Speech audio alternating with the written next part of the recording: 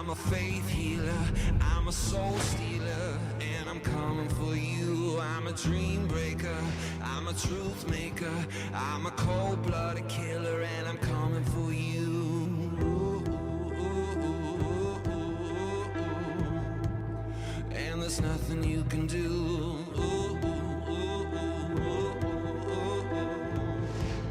I'm coming for you. It's a Shamrock Rovers squad brim full of talent, and some key men have been hitting form in recent weeks, and that's been reflected in results. The Hoops finally got their first win of the season, 7 matches into the new campaign, and 3 consecutive victories has them heading in the right direction once again. Well, these Shelbourne players have grown in confidence under Damien Duff, and they held Rovers to a scoreless draw at Tallaght Park in March. Another organised and disciplined performance will be required if they're to get something from the game this evening. Live from Tallaght Stadium, it's Shamrock Rovers against Shelbourne. Kick-off at 7:45.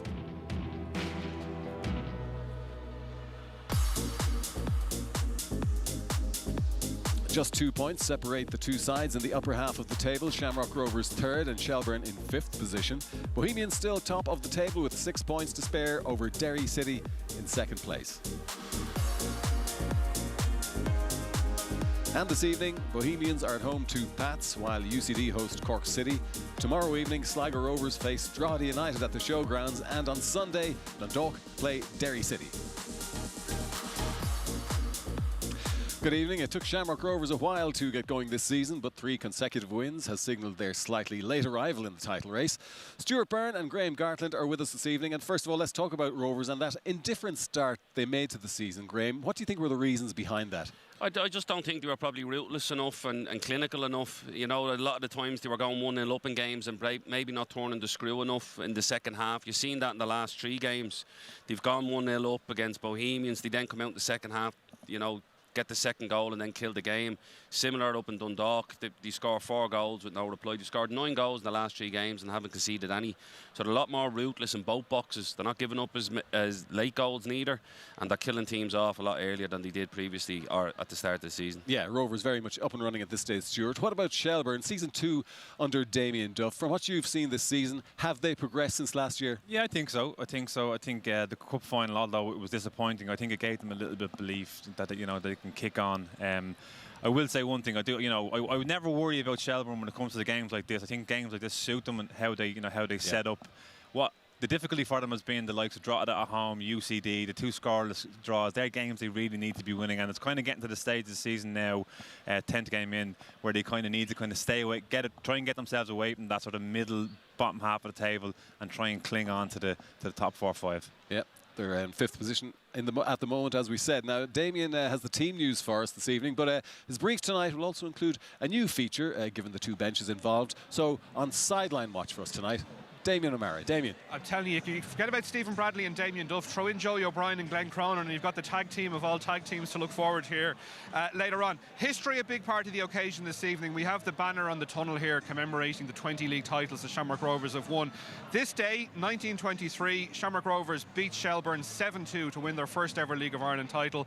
No silverware on offer tonight, but there is a commemorative jersey which plenty of fans look to have invested in the club shop pre-match. Shamrock Rovers, as mentioned, looking to go for 4 consecutive wins in the league this season. The bout of illness which struck the camp has been overcome. Plenty of injury worries for Shelbourne as they come into the game tonight. 3 changes apiece for the teams. Shamrock Rovers from the side, which beat UCD 3-0 last week. Roberto Lopez drops out, as does Darren Nugent and Trevor Clark, replaced by Lee Grace in the centre of defence, who'll captain the side. Neil Farrugia comes into one wing, Sean Kavanagh onto the other wing. Damien Duff's injury woes starting to grow somewhat.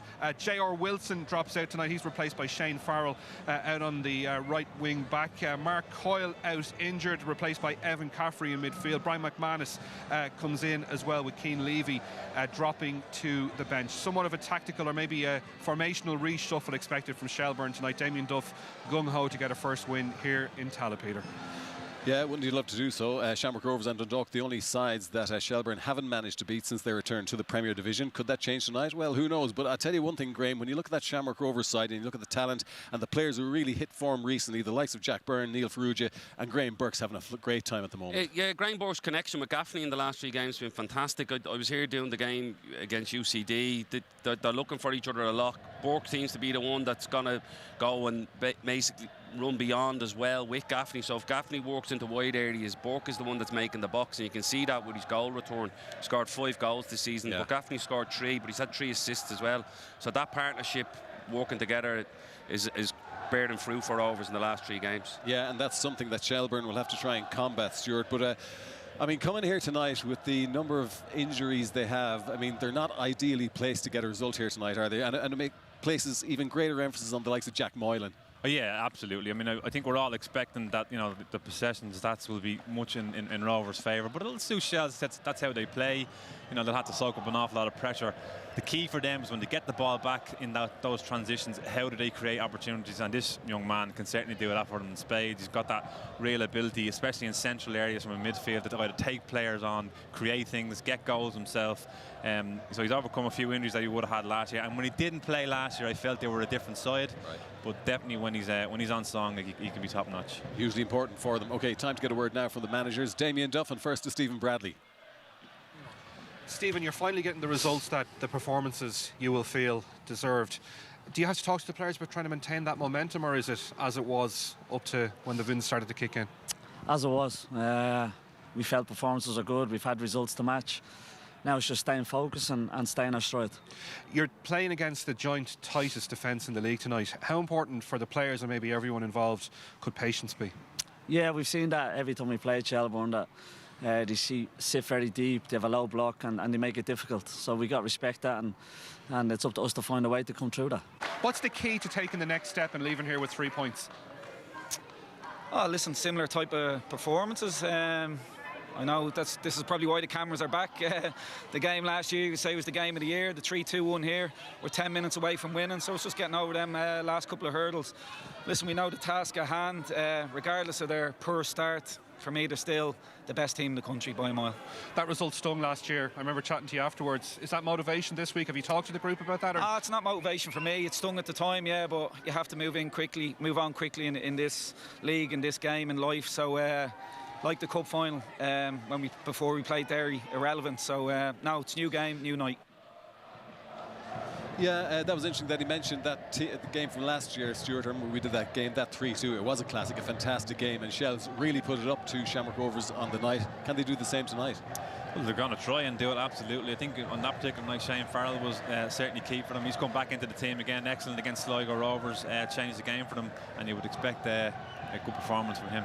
Yeah, Graham, you're saying that you feel set pieces for both sides could be crucial. Yeah, I think how Rovers have attacked their set pieces. Like I said, they scored 9 goals. 4 of them have come from set pieces as well. So they are dangerous because the delivery from Jack Byrne is vital. But how Shells defend them, that might be the way that Rovers break them down. Okay, well, fantastic atmosphere here at Tallaght Stadium this evening. And looking around us now, I think pretty much every single available seat has been taken. Good crowd over for Shelbourne as well. And it's great to see the packed stands here at Tallaght Stadium. The team's on the way out, as you can see, so it's time now to hand you over to our commentary team this evening, John Kenny and Kenny Cunningham.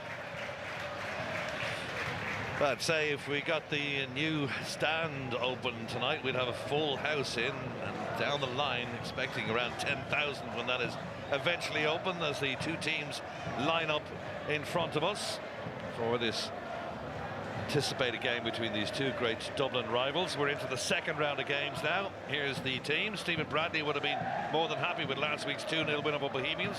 As a result, he goes back to that starting lineup. On loan, Estonian midfielder Mark Poom started for the first time last week, having recovered from injury. Graham Burke and Jack Byrne have 7 goals between them. Neil Ferrugia opened his account with his first of the season last Friday at Dalymount.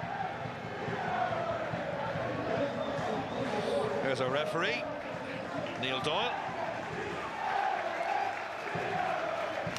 Experienced referee in the League of Ireland. And here is the Shelbourne team. As you heard, 1 or 2 injury problems. Damien Duff was so rumoured that last week he didn't speak to the players apparently after their 0-0 draw, but they bounced back with that 2-1 victory against Sligo. A couple of changes from that team. Brian McManus, Shane Farrell, Shane Quinn, all those who come in. Captain Luke Byrne drops to the bench, perhaps surprisingly, the former Shamrock Rovers player. And no Shells player has scored more than 1 goal in the opening 9 games. Well, Kenny Cunningham, they played out a bit of a drab 0-0 draw at Tallaght Park in the first series of matches, and hopefully we'll be looking for something of an improved performance in both tonight. Just because it was nil-all game, John, doesn't necessarily follow that it was a drab encounter. I was there, it was a drab encounter. I was there, fair enough. Now, I'm really looking forward to the game, John. Contrasting styles, you might argue. Shelbourne's defensive structure is really going to have to be rock solid this evening. They'll know that. But I like to look at this Shells team. Matty Smith, Jack Mullen in particular, they really do offer a threat on their counter-attack as well. So those Rovers defenders will have to show that Shelbourne front line and modicum of respect as well, because they can hurt you.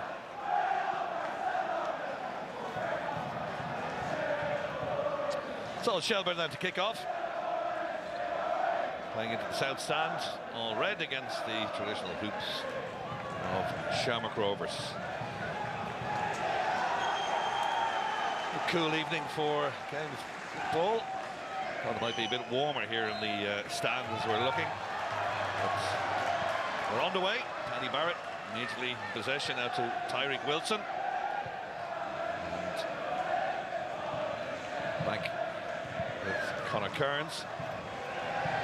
Boots straight out of play. Pitch looking in very, very good, Nick, as well as it has been for the last couple of years. It's like a carpet out there, Kenny. Oh, it really is. No excuses, John. Beautiful playing surfers. That'll suit both teams, no doubt about it. Just looking at the tactical setup, no real surprise from Rovers. We know Jack Bourne, Graham Burke will play in the pockets, 2 number 10s in behind Rory Gaffney, but interesting Shells. Looks like Matty Smith and Jack Mullen, as we kind of suspect, they're going to play as a front 2.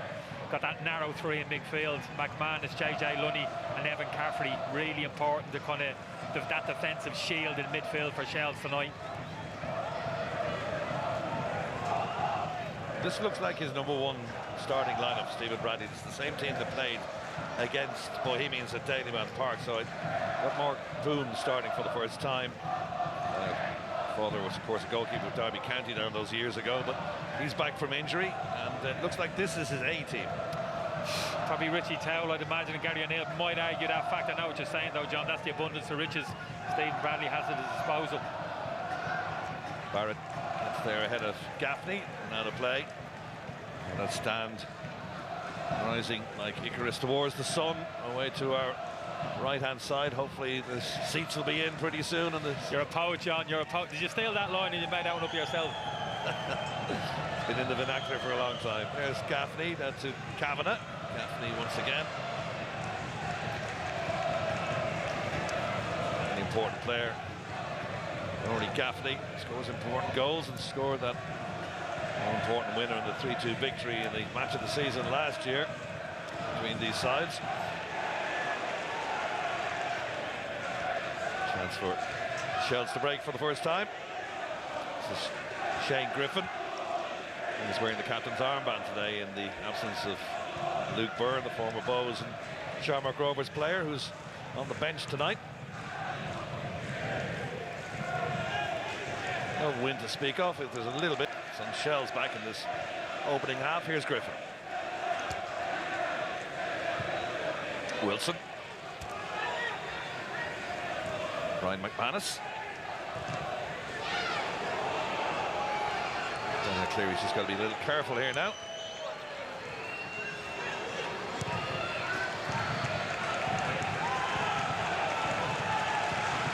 That's a good bit of possession in the last few minutes from Shells. Yeah, you're right, John. Support Shells going to work extremely hard to get the ball back. When they do, they can keep it away from Rovers, get a breather. It's exactly what they've done the past couple of minutes. Evan Cafferty's ball over the top.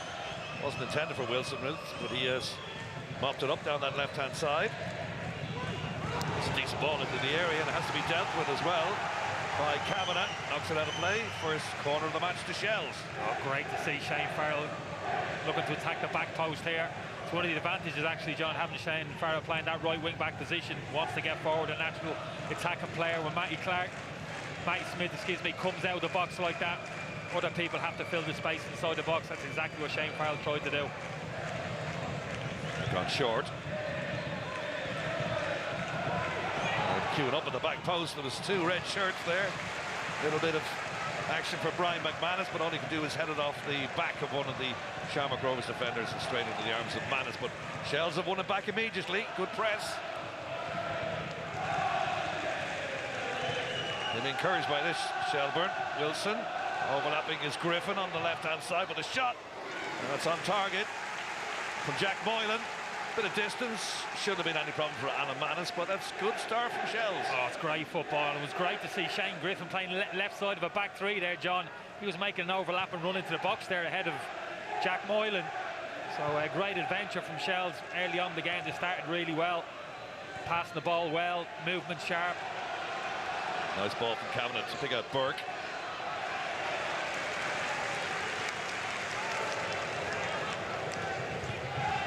Cavanagh. Burke needs a bit of a hand out there, and he was hustled out of it there by Matty Smith. It's going to be a throw to Shells midway between their own goal line and the halfway line. Graham Burke, 5 goals this season for the Irish international. And you contrast that to Shelbourne. Not one of the Shells players has scored more than 1 goal apiece in the league, but they are miserly at the back. Just the 5 goals conceded in 9 games. That's the joint meanest defence in the league.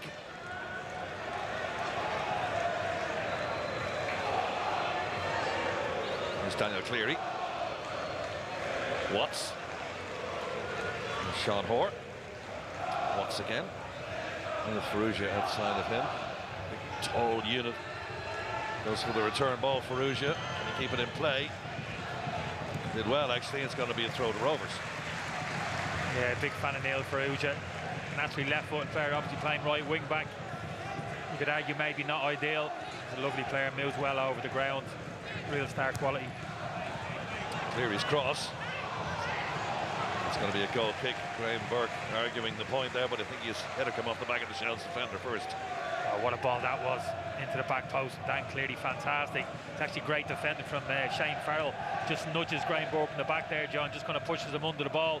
Otherwise, he might be getting a free header there. Graham Burke at the back post. Good movement from him. Great delivery from Cleary. And you mentioned Ferrugia. This is a little nick as we talk about Matty Smith on the halfway line, and probably needed it too because Smith was away. Yeah, great forced touch. Peripheral vision there. He saw Sean Hoare coming. Knew he just had to get there slightly ahead of him. Sean Hoare was committed to the tackle. Ferrugia's header. Yeah, I was just alluding to Ferrugia. You know, long layoff with that cruciate injury. It's good to see him back. He scored a nice and deft header last week against Bohemian. So, as we mentioned, he's an integral part of the Rovers. Looks like he's a 18 playing out there tonight. Wilson. Eddie Barrett. It's too much in it from a man who played a bit of football in Cambodia. And for Cincinnati in the USA. And the hits keep coming, John.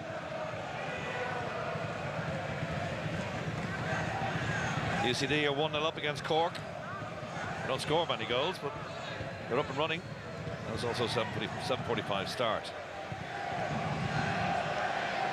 Here it's 0-0. Burke.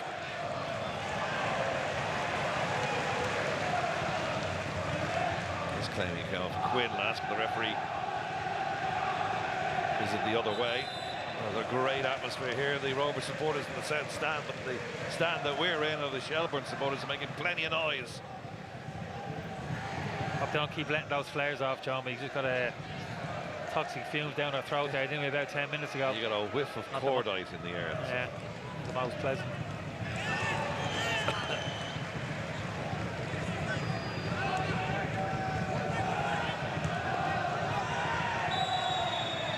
That was late. Referee Neil Doyle didn't let the play go on there. He just wanted to have a word with the Shells man for that challenge. They work hard, John, the Shells front two. Nobody gets a free pass to the Shelbourne team out of possession. that front two of Moylan and Matty Smith going to have to work as hard out possession as every other Shells player on the pitch. Lee Grace, out of that back three. Pico Lopez might find his position perhaps under threat. He seems to be very happy, Stephen Bradley, that is, with the back three of Grace, Hoare and Cleary. Yeah, absolutely. We spoke about Rovers higher up the pitch. Those number 10 positions, John, the quality which they have. Same you could argue those centre-back positions. Sean Gannon as well, very versatile, come in and play in there. So, yeah, great options for Stephen Bradley at the moment, particularly Lopez, like you said, the experience he has, real kind of leader in the team past couple of years for Rovers.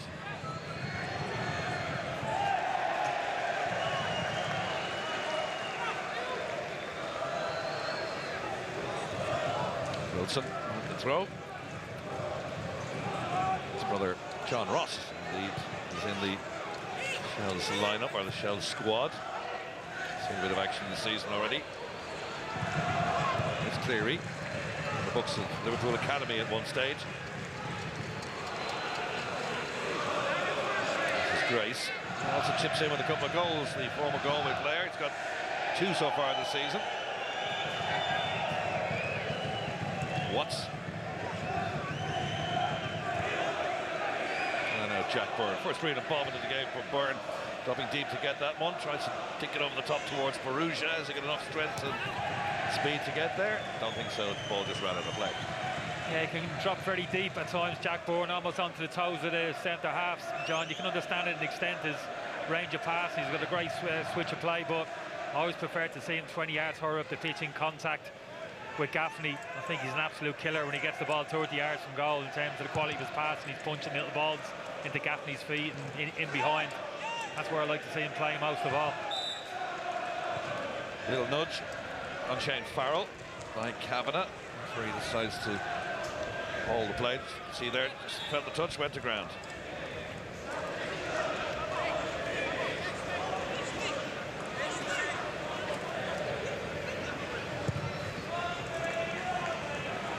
Griffin.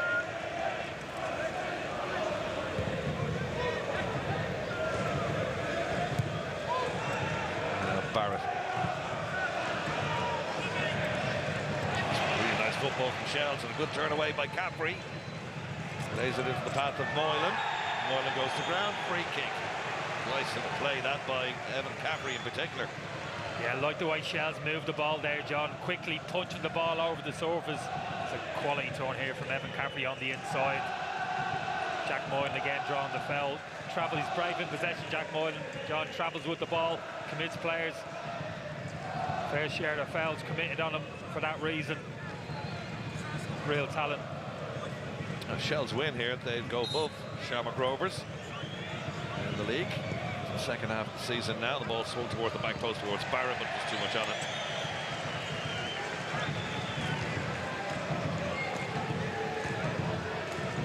Yeah, Daniel a bit disappointed. The quality of delivery there is usually better. Tyreek Wilson from that position, but certainly won't be disappointed with the start this team's made to this game.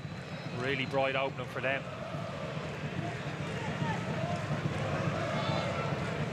Sean Kavanagh, ex of Fulham. Joined in 2018. Hasn't scored yet this season.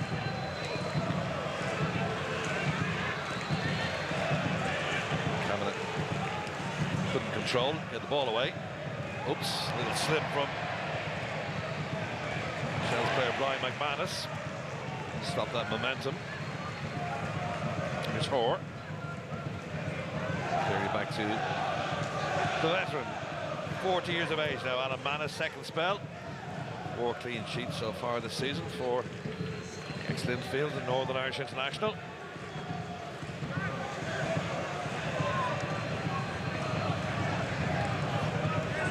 It's difficult enough to get into the Shamrock Rovers team these days, which is the amount of talent they have, but it must be very difficult to be a reserve goalkeeper at Shamrock Rovers, knowing full well that you're not going to shift Manus for a while. Oh, it's phenomenal, John. 40 years of age. Great nick. A great testament to his professionalism. Still playing at this level, 40 years of age. Mind you, it's different for keepers, John, let's be honest. Knew you'd say that. Here's Burke. Now Perugia. Perugia little lucky originally to get the ricochet ball into his path, but he couldn't pick it up and he fouls his man, Andrew Quinn. Yeah, got a little bit of good fortune here. Joining on the inside, wanting to get on that left foot, driving inside. That's a real feature of his play. Good defending from Andrew Quinn, playing right side of that defensive tree, but recognised the danger. John just slid across. Good defending. Way up to the quarter-hour mark. Here's the cool Tallaght Stadium. Sun's starting to set on the back of the apartments, overlooking the ground. This looks absolutely fabulous when that stand is done. It'll be the best little ground in Ireland. Accommodating around 10,000 spectators. Natural home now for the Irish women's team. Barrett. Over the plays and the body nicely, Evan Caffrey, and it's a good ball out that far side, but again, distribution is poor, and Wilson can't pick it up on this left-hand side. Good build-up, last ball, product not great so far. Yeah. Similar again though, Paddy Barrett getting that ball, playing that diagonal pass into Evan Caffrey, receiving the ball on the half turn, immediately feeding the ball out to Shane Farrell. Great play that. Fortunately, Shane just couldn't wrap his foot around the ball. Couldn't get the type of delivery into the box that Matty Smith wanted. We're really getting the ball from back to front very quickly. Shells very direct in their approach. It's working at the moment.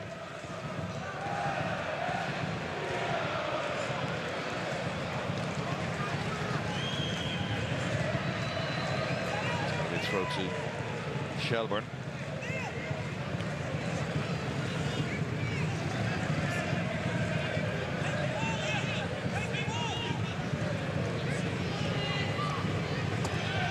Conor Behan scored that goal for UCD early in that game, just 2 minutes in. UCD 1-0 up against Cork City, who's shown a bit of a turn of form in the last couple of games. It's going to be up and down kind of team, Cork City, just hoping to cement their position, I presume, in the league this season. It's too much on that, easy for Kearns. Yeah, funny, John, only 9 games into the season, but you almost felt as if that was a must-win game, or it is a must-win game for UCD tonight. When you look at the goal difference with them and Cork, who are immediately above them in the table, so good start for them.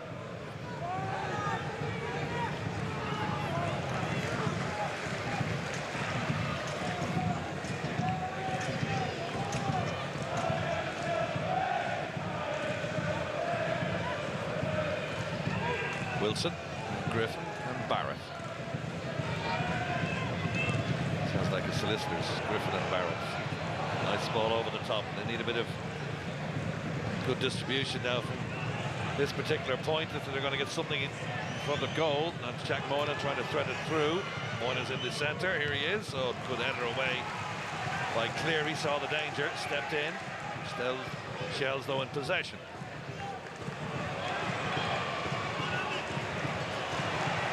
Already working hard out there. Moylan goes to ground under the challenge and he gets a free kick in a decent enough position for the Reds. Yeah, great little counter press there from Shells, gave it away, but they're so quick to win it back again.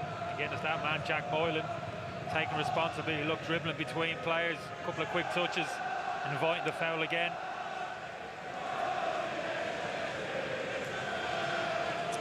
Wilson to take it then. We know from his accustomed to the left-hand side to that right-hand side. They're all lined up on the edge of the area. Wilson's ball is a better one. Those are 1 or 2 little problems there. Headed out for the second corner of the game to Shelbourne. Yeah, that was a bit better, all right. Delivered into a better area. Lee Grace wasn't exactly sure what was behind him, so the circumstances doing the right thing, ended up behind.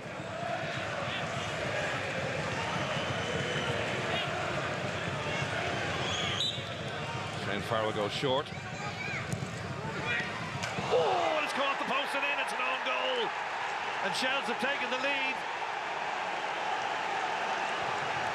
I think they come off Graham Burke last. He tried to lash it clear as the ball fizzed across the area for Matty Smith. And the Shelbourne supporters in the 18th minute celebrate the fact they've got an own goal. They don't mind. Shells 1 up. I think you'd have to say they've got the reward. Shells, like I said, very promising start to the game. forcing a few corner kicks. I like this little short corner routine they work. Get themselves a little 2v1 here. Not the greatest ball into the box, is it? To that near post early, but Graham Burke, usually when he swings that left foot of the ball, it goes exactly where he wants it, but now on this occasion gets it all wrong. Ball's travelling too quickly, and the man has got no chance.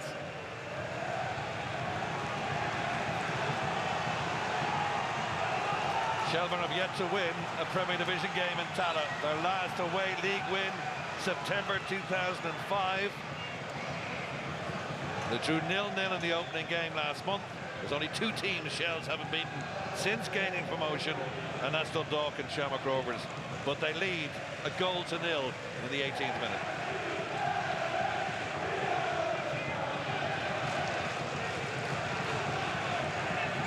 Panicked a bit, Burke. I thought he had time. There was nobody around him. He just took a wild swing at it.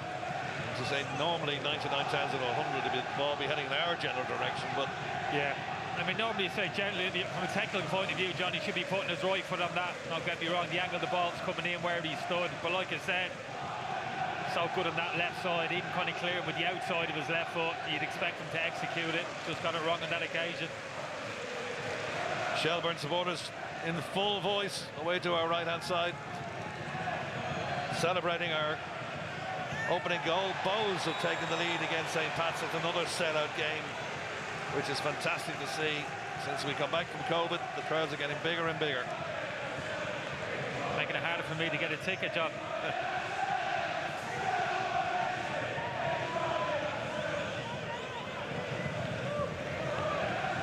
So the goals in every game. UCD 1 up against Cork, Bows 1 up against St. Pat's, and here Shamrock Rovers 0. Shelbourne 1. That home goal the 18th by Graham Burke. It's Burke will be anxious to make up for that mistake. Yeah, they say he won't be panicking, John. This Rovers team, too much quality, too much experience. They'll keep playing their football. I think what they'll know already, 20 minutes into this game, that got a game in their hands this evening. The attitude of Shells players has been spot on. I like the structure, the defensive structure in particular, how they're shaping up. And they look a threat, John, when they get the ball as well, Shells. Playing with a bit of confidence. Confidence always helps as well by scoring a goal. Adam McDonald, by the way, has scored for Bohemians after 15 minutes, so they're 1 up in that Dublin derby against St. Pat's. Grace watches that drop on his head. Moylan has the shot, another shot on target. That's a couple now. This time easy for the end for Mass. Yeah, that's too loose defensively from Rovers. A little bit of a powder puff header, but Jack Moylan picks up that ball. Somebody's got to be in contact with him, with a Dylan Much or Mark Poole. Those 2 central midfield players have got to be recognising that sense of danger and recovering back and getting around his feet quicker. Shouldn't have enough time there. Jack Moylan have 2 touches and get a shot on target. Towards Gaffney in a race between himself and Barrett. Carnes just lets it drift out of play. Shells are playing with real confidence out there. Yeah, a bit of frustration there. You saw the reaction. Gaffney wasn't happy. What I will say about this Rovers front line, John, as talented as it is, not too many of them going to run away from him in terms of legs, but kind of real pace. Gaffney, as good as he is, and even Graham Burke, top goal scorer, not going to front you with their pace. So I think that's encouraging the Shells defenders to get a little bit higher up the pitch. Shane Griffin, Paddy Barrett, squeezing that a little bit higher now. They don't have to worry so much about that ball in behind. And those players, Shamrock Rovers players in the spine in midfield, Jack Byrne and Marcus Poom, haven't seen much of the ball so far in this game. No, and Shells have kept it. Shells have some good technicians in there. McMahon is a tidy player in possession, not embarrassed by the ball. Evan Carpy as well can receive the ball under pressure. So people talk about Shelbourne, John, in terms of how well they defend out possession of the ball. We're seeing a different facet to their game this evening. The opening 22 minutes, very comfortable in possession, ball retention. And what I like, not overcomplicating the game, not taking too many touches, John. Getting the ball back to front. Paddy Barrett hit some wonderful diagonal balls already over to Shane Farrell, getting it from back to front early. You could argue it's almost been almost a complete performance from Shells in the opening period of the game. Damien Duff would be the light. You saw the graphic there of Bohemians 1, St. Patrick's Athletic 1. That's a quick response from St. Pat's. Chris Forrester equalising Adam McDonald's opening goal, that in the 20th minute. So 1-1 at Dalymount. Here it's 1-0. Just past the halfway point of the opening half. Clearly forced to go back to his own goal to Manis. And gets the return ball again. 27-year-old from Drimna. Joined Liverpool Academy's 15-year-old.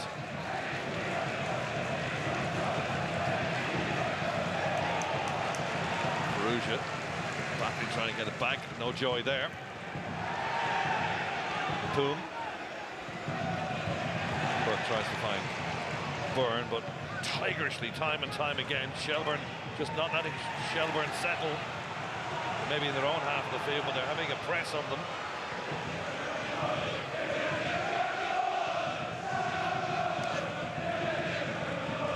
Byrne. Gaffney.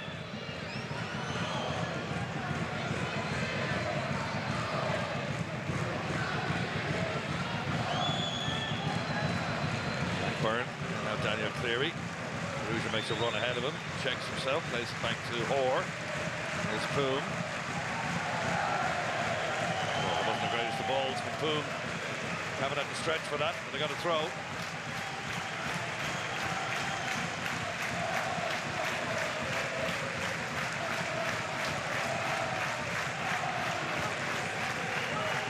Byrne. What a terrific atmosphere here in Tallaght. Supporters all around me on their feet, applauding. Oh, it's a really good run out of defence. Just checked at the very last moment. Quinn, that was a good run, get to the halfway line, but couldn't retain possession. And it's poor from Perugia, miscommunication between himself and Gaffney. Yeah, that's happened a couple of times. A minute previously, Mark Poom over the other side of the pitch, looking for the same type of ball into Gaffney again, gave the ball away on that occasion as well. Difficult to build any sustained pressure on the opposition goal when you're giving the ball away cheaply in those situations.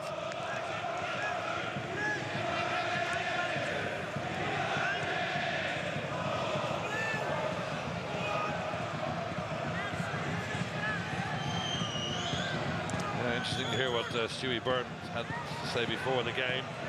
Shell's last season obviously trying to consolidate the position in the Premier Division, having been promoted, and that's what they did last year. Now Stewie is suggesting that they need to push them on to the top 5, maybe have a push for Europe. They're in the top 5. They're in the top 5, John. And stay there. And maybe push for a place in Europe. Should be the object anyway. Not a huge budget there, John. You've got to be realistic as well in what Damien Duff can do in terms of the market, what players he can bring in. Very limited budget. Just got to make the best of what you've got, and I think he's done that primarily since he's been at the football club. I think the system suits the players. I think they enjoy it. Seems to be a great team dynamic amongst the group. So I think they're in a really good place as a football club at the moment, going in the right direction, undoubtedly. Well, they would go above Rovers if they win, but it's an awful long way to go yet. So Jack Byrne to take this free kick. He'll make the signal, then the little shuffle before he puts it in. It's a poor one though. Doesn't beat the first man. Kavanagh and Gaffney messed that up between them, and allows Shells a chance to break. Moylan needs to retain possession. Doesn't do so. Gives the ball straight back to Rovers.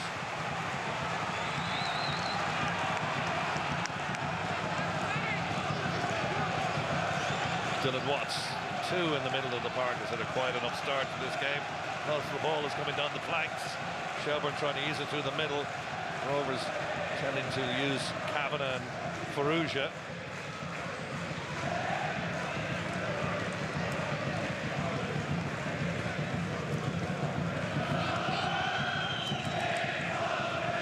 Good interception by Quinn, saw that. Yeah, it's good front foot defending that from Andrew Quinn. Like it, the easy thing is just to step away, John, let him have it to his feet, but he hasn't done that. Very tenacious defending. Griffin's been the same, the ball down his side of the pitch. Front foot defending, we call it. Great to see. Really positive attitude so far from Shells. You can see the ball possession there, 63.6 odd. But lies, down statistics and lies, because Shells are lead. And here comes Griffin. Needs a bit of support here. Griffin did well, actually. Wilson. And we saw the play had opened up in the middle. Plenty of red shirts over there. Here's Quinn. Good stuff from Griffin.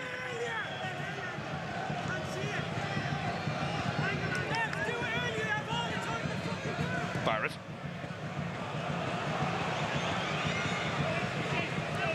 Shane Farrell loses out. Kavanagh.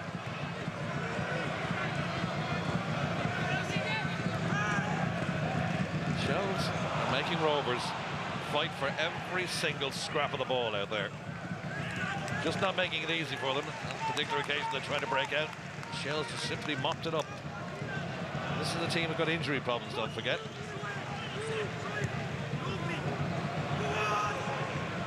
You can hear from the sideline on our effects back there. I don't know who said that, but I think it might have been Damien Duff. Just used one word there as the ball came down the sideline. Lovely. Cleary. Ferrugia. Now Burke. Kicking himself. Scored that own goal.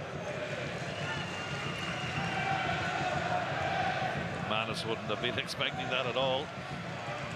Went in via the near post. Gaffney tries to hold off his man, does so. Kavanagh. Byrne, too much. Good again, defending from Shells. Yeah, it was slightly decent approach play there from Rovers. Ball getting fed into Gaffney, made it stick. First time that that's happened, worked it out wide, eventually came back on the inside. Jack Borden, very unlike him. Usually his quality spot on from that situation. Just overhit. Always under pressure though, the Rovers players in those situations. Shells very quick to get players in their face. Only time to have 1-2 touches max in those situations.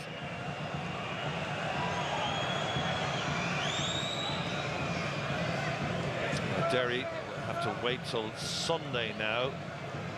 There's 2 more games to be played over this weekend, including the 3 today. But Derry have to wait till Sunday now because their game away to Dundalk moved because of the visit of the US President Joe Biden. Not for you, Kenny, but for Joe Biden.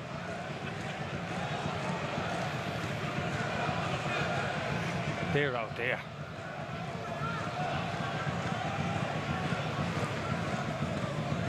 Next up for Rovers, by the way, they're away to Pats. This game you can see live. They got Sligo Rovers away in Derry.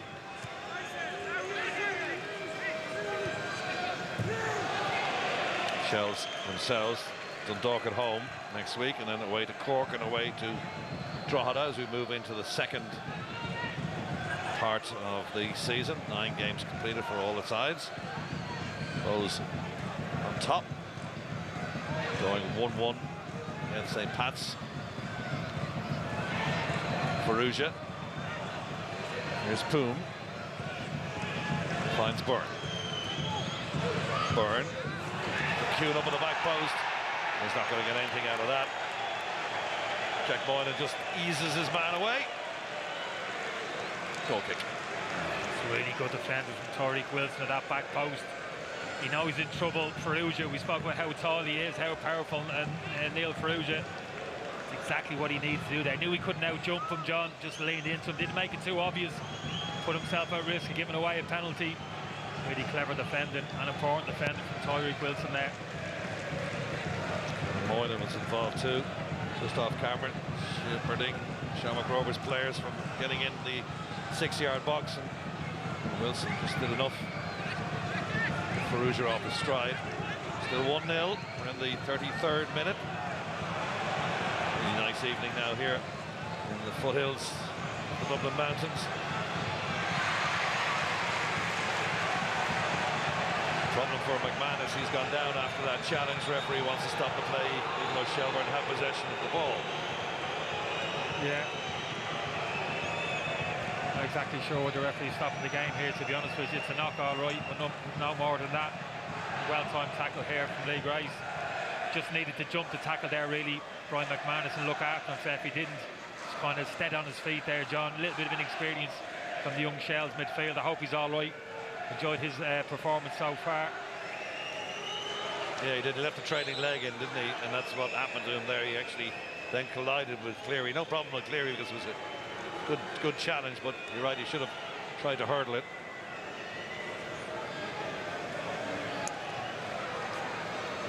Yeah, don't need to be a lip reader. to know that Stephen Bradley not overly happy in terms of the team's performance. A little bit more of a foothold the last 5 minutes on the Shells half the pitch, but they haven't really hurt them. Shells very comfortable defending across their penalty box. I don't really think there's been one clear-cut Rovers chances. They're opening 33 minutes of this game. That's how good Shells have been out of possession, but that's not unusual. We're used to seeing that from Shells, but for me, what's most impressed me, their quality in possession, how they've moved the ball from back to front. He's back on his feet now. Brian McManus, 21-year-old Swords, ex-Preston and St. Kevin's boys. Yeah, that'd be a slight worry, John. You've referenced that already yourself. Mark Coyle, Gavin Malloy, natural centre midfield players not available this evening, so Damien Duff will be keen to see McManus get back into it. He's back in the field now. You can see him just to the left hand. There he is, right hand side of your shot. And it's Shane Farrell. Brian McManus wearing 7, but he's back on the field of play, and the game continues. Coming up to 10 minutes towards half time, and it's Shamrock Rovers 0, Shelbourne 1. 18 minutes in. Rash attempt at the clearance by Graham Burke. Sliced off his foot and into the back of the net. That's the goal that separates these two big Dublin rivals, north and south. Gaffney tries a little back heel to Ferrugia, but didn't fool Wilson. Good stuff from Wilson. Retained possession well too, up to Moylan.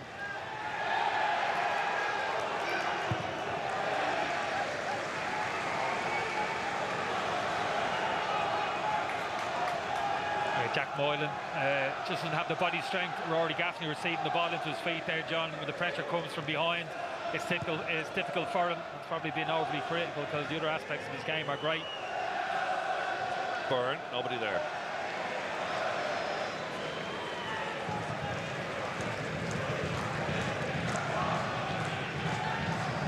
Yeah, probably just sums up Rovers. That pass from Jack Byrne, haven't quite been at it. Quality of their pass and just hasn't quite been there, accurate enough. Haven't found that kind of rhythm in possession of the football. Rovers, we know they can. Moylan. Back to Manus. Standing ceremony. Manus just knocks it down to the Shelbourne half of the field. That wasn't a good layoff ball. It gave it straight to Burke. Gaffney has to adjust himself, and the play breaks down because of that.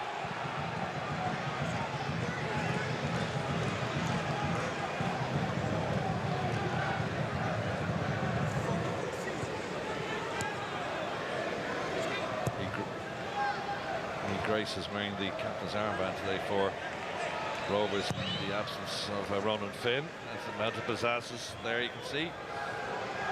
So Rovers have had the vast majority of the possession, but again, matters not. We'll see what happens between the sticks. And in the back of the Shamrock Rovers goal in the 18th minute, there's a slice from Graham Burke, and they lead by a goal to 0. So possession, yes, all Rovers. Lots of passes from Rovers, yes, but still they trail by a goal to 0. Byrne. That's a lot of Ferrugia, good defending, and applause as well from Kearns for that downward header from Tyreek Wilson. Yeah, I think they should persevere with that, Rovers. They're looking for a way in. They'll probably look down there right hand side. Neil Ferrugia, if he can get Tyreek Wilson, maybe 1v1 situations. We already spoke about the qualities that Ferrugia has. Burke. It's only Gaffney to aim at in the middle. There's plenty of red shirts alongside him, so he has to go short. He goes to Kavanagh and towards Gaffney, doesn't reach his intended target. Ferrugia might have a smack here. Ferrugia dipping, bending all the time, but just too high. Yeah, initially I was going to be a little critical of Neil Ferrugia when the initial cross came into the box from Kavanagh. He wasn't making that back post. There was only Gaffney in the box, but when the ball came out, exactly where he wanted it. Only wanted to shift on that left foot. It's a sweet connection, plenty of power on it and bend. You're right, John, just slightly over the crossbar. Rovers probably first shot at the Shelbourne goal in the whole half. I'll give him a little bit of encouragement going in at half time.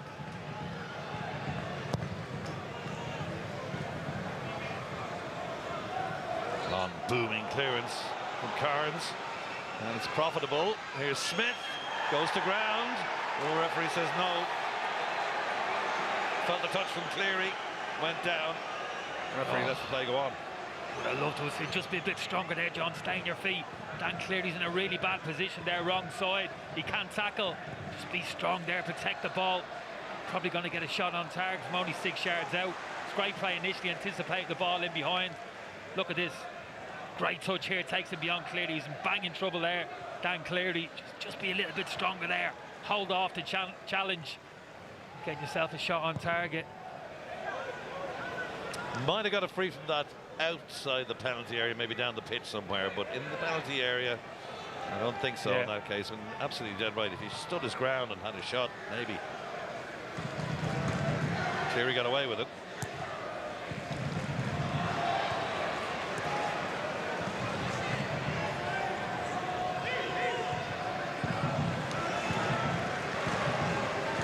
Shells, when they get the ball back, look nice and composed. Griffin to JJ Lunny.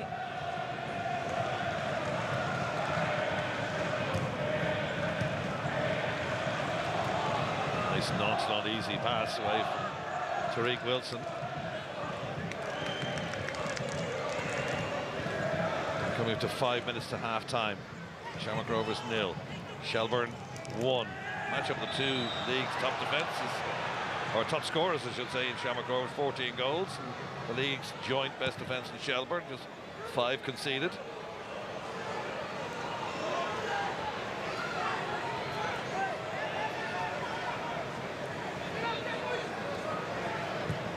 Griffin. It's a great ball by Griffin.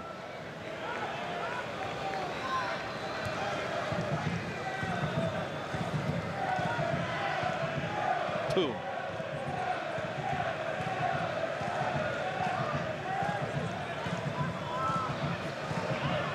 Burke.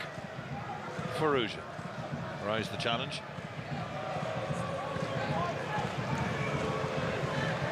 Dylan Watts. This is patient from Shamrock Rovers. Farouja tries to skip by Wilson, who again does the defensive role very well. Yeah, I love that, John, I really do. Good timing.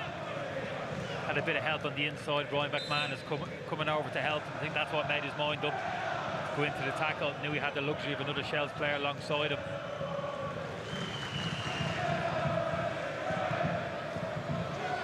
Burke, Gaffney, Byrne. Ran into trouble, Byrne. He had Kavanagh outside of him, but he ran straight into his man. Took the wrong option there. Here's Sean Hoare pressing into the Shelbourne half of the field. And to Kavanagh. Byrne. Kavanagh. Set it on by Watts, is Farouja. Trying to play towards Gaffney and Cleary. And the ball run out of play.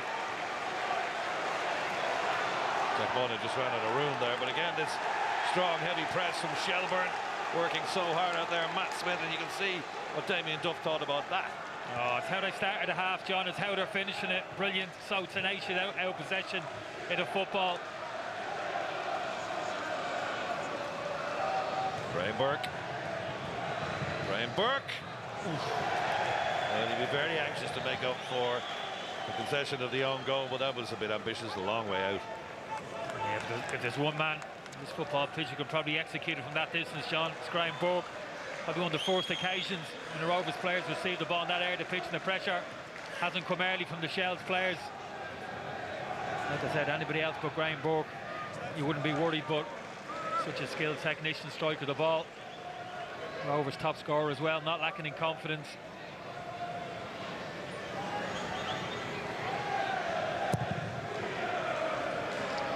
You can hear the thump of the ball from Kearns reverberating all around the ground. He really does get a lot of distance in his clearances. Big man, Conor Kearns, the 24-year-old, ex-UCD and Galway.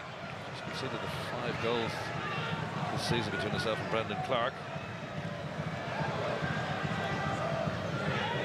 Watts It's a quick layoff ball to Gaffney. Gaffney thread his way through the eye of the needle. Has to use Kavanagh. Burke. Grace. Still ball retention, but no form progression for Rovers. Graham Burke forced to go backwards. You can hear the applause of the Shelbourne supporters. They're liking this.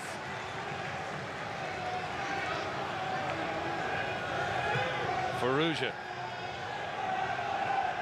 Boom. Last minute of the opening 45. That is wonderful defending from Shelbourne. They didn't look flustered, hurried in any way whatsoever there. It was excellent. Oh, you're absolutely right, John. Very comfortable in their own skin. And what I like about it is calm defenders as well, John. Nobody throwing themselves into tackles. Everybody staying on their feet. Nice compact defensive shape. Just kind of frustrating the life out of this Rovers team at the moment. Towards Gaffney, away by Barrett. Good stuff from Barrett. Shows his strength. And in the end, all Sean Hoare can do is bump it out of play. He's had a good half. Paddy Barrett. Great defending there. His distribution's been great as well, John, from back to front. All of the back three, to be honest with you. Andrew Quinn, Shane Griffin, they've been great. Collectively, the three of them. And getting forward as well, John. Andrew Quinn, Shane Griffin, when the opportunities presented himself down their sides of the pitch, raiding forward as well from those deep defensive positions. Great to see. Just the 1 minute of added time, and we're into that now, shown by fourth official Sean Grant on that far side. Always just got to be careful here. Nice header though back to Manus.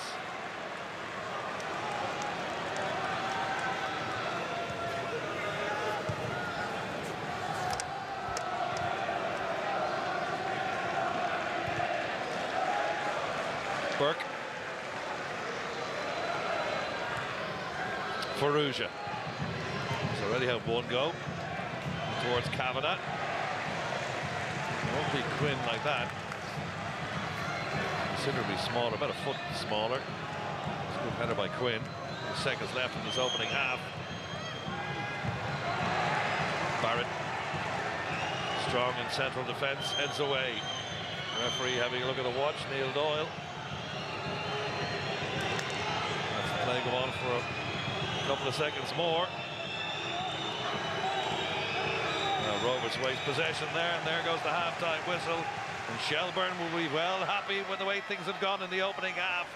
A goal, an own goal as well from Graham Burke in the 18th minute is the one that separates the sides at half-time. Entertaining fair, we've more to come shortly. At half-time, Shamrock Rovers 0, Shelbourne 1.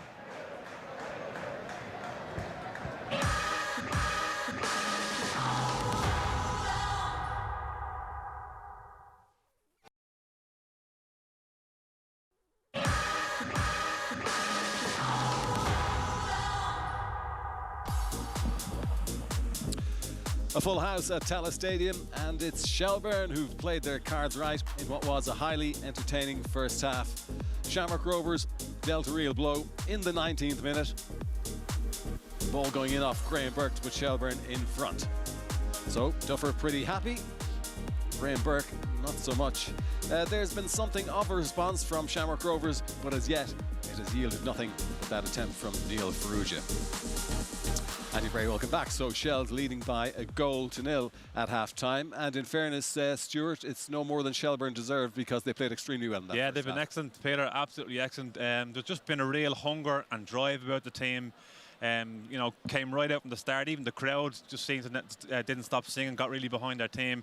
And Shells have been on the front foot. They've been winning second balls, been really dominant in that middle three, just in terms of shutting down Jack Bourne and Dylan Watts. And they've gotten the goal that just deserved. You know, they've been taking things quickly, quick corners, making things happen for themselves. I mean, we talked about it before the game. We thought, and I said it myself, thought maybe Rovers would dominate in terms of possession. Shells just have to soak it up. It's been the total opposite, and they've been well, you know, deserving of the lead. Yeah, worth their 1-0 lead at half-time. Graham, just before the game, you were talking about the importance of set pieces for both sides. Yeah. But we didn't expect the opening goal to come this way, did we? No, when we said how dangerous Rovers were going to be. It's a well-worked short free kick routine, and Graham Burke just plants himself and goes again. Probably goes with the wrong foot, which is the obvious one, but he probably needs a little half step in between just to drop his left shoulder back, and it'll open up his body and allow him to put his right foot behind it. And he goes for power there, when sometimes I think you need to go with the big surface. The side foot, the bigger the surface is, and then it just helps it back out into where it came from, and it clears the danger. But it's the third own goal Shells have got this season, so it's an amazing stat they have. But again, you're only getting own goals, you're putting it into that danger area. Well, they'll say you make your own luck, you make your own goals as well. But Stuart, prior to that, I mean, Shelbourne were the only side who were threatening because Rovers hadn't had an attempt on goal. Yeah, absolutely. I mean, again, look at short corner, making things happen. That's obviously what led to the goal, delivery into the box. And you've got, you know, players getting on the end of things. We spoke about Jack Moylan before the game. This is a wonderful passage to play. Lovely turn, gets himself a bit of fresh air, and he's looking to strike it. Okay, not the best strike in the world, but this is, you know, look at Moylan in the picture here. No one picking him up. Shouldn't have that time period to take it down on the chest, and then no one goes and engages him, gets the shot away. Shouldn't happen. Too many Rovers jerseys in the area. No one really going to engage him. And I think at that stage, they looked a little bit shell-shocked, Rovers, to be quite honest. Shells were that good. They kind of went into their shell a little bit, and only in spells have Rovers really kind of come out of it, but it hasn't been good enough from them. No, it hasn't. The game plan's been excellent, Shelbourne. The three midfielders, Caffrey, Lunny, McManus, have covered into the inside right and inside left channels really well, and that's where Burke and Graham Bourne really do their damage, and they've filled them areas really well. They haven't left them for other runners. They've stayed in their zone, and when anybody who comes into this area, I'm the one that's going to press the ball, and I'm the one that's going to be here.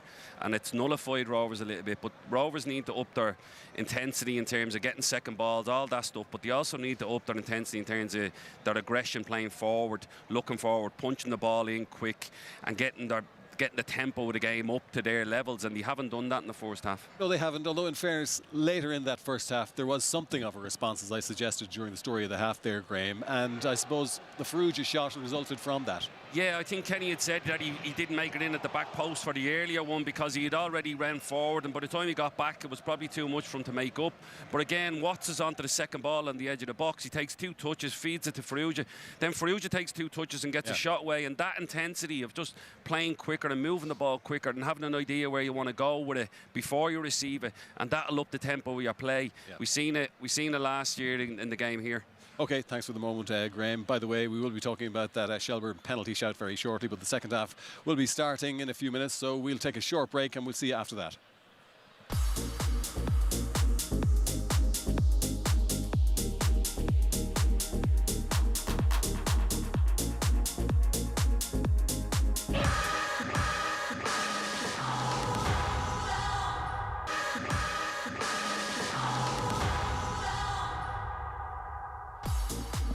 Welcome back. Just to update you on the half-times elsewhere. Over at Dalymount Park, it's Bohemians 1, St. Pat's 3, and Bohemians had Jordan Flores sent off in the 44th minute there, down to 10.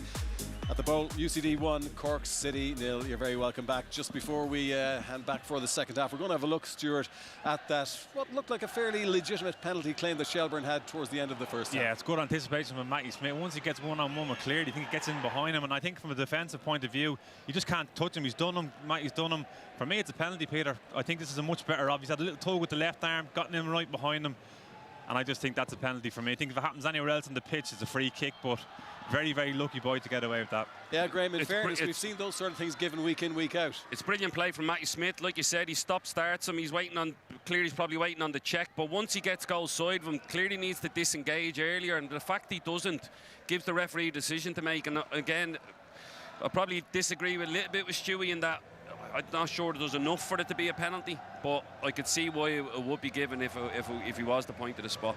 Yeah, it wasn't though, but 1-0 it stands as the second half is about to start, so it'll be very interesting to see what the Rovers' response is. It's time to rejoin John and Kenny on commentary.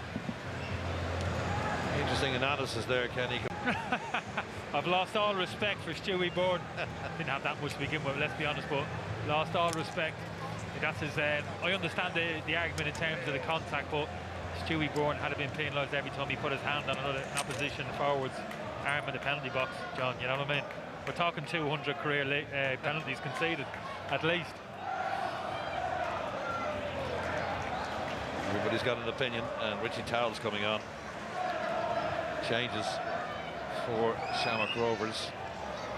Stephen Bradley obviously doesn't like what he's seeing, so Kavanagh has gone off. And there's Richie Towell in.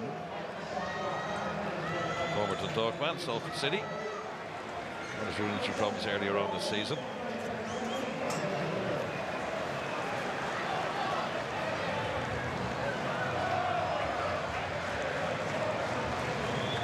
Those indeed making 2 substitutions at half-time. Gary O'Neill, we mentioned at the top, is in. So 2 subs for Shamrock Rovers in the half-time break. O'Neill and Richie Towell in.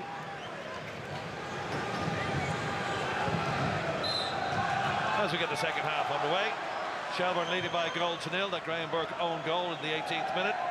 And immediately it's pumped out of play by Sean Hoare when they're looking for a bit of retention of possession to get the staff underway. So it's going to be a throw. So O'Neill and Towell in. What do you make of those changes? Yeah, Mark Toome come over to this left wing back position, John, instead of Graham Cabinet. That opens up the space on the inside, which Gary O'Neill will fill alongside Richie Towell.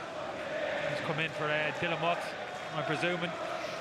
Yeah, it is Watts. Yeah. No big surprise, John, is it? Byrne. Gaffney. Behind them is Byrne. Toome it was indeed. There's Byrne. The chip ball towards Gaffney. They're queuing up at the back post. Here's Cleary, mops it up. Cleary. Oh, it lands on the roof of the net. That was a good start from Rovers in the second half, but no end product. Exactly what we wanted to see from Shamrock Rovers. No big surprise. This is what I'm talking about, Jack Bourne. This is where we want to see him. 5-10 yards outside the opposition box, playing those clever little through balls.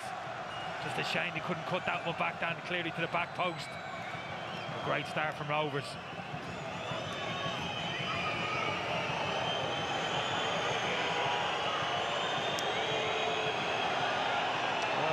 Soul searching, 1 or 2 changes to be made at half-time from Stephen Bradley, and he's rung those.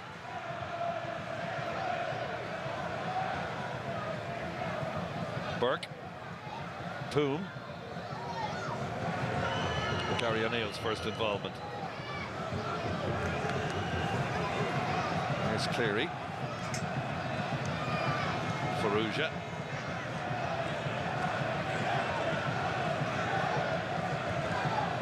Floodlights ablaze.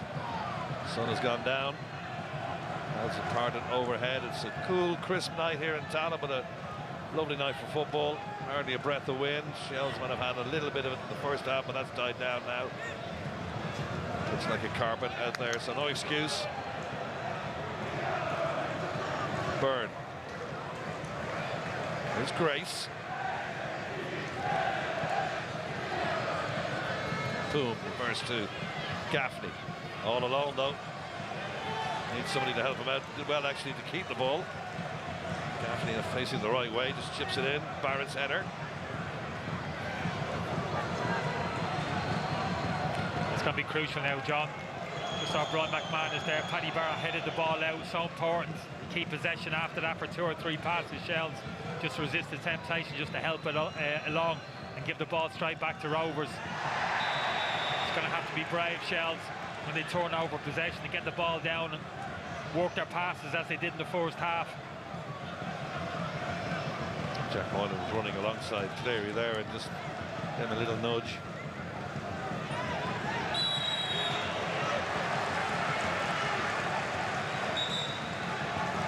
Saying that Damien Duff's probably the happiest of 2 managers at half-time.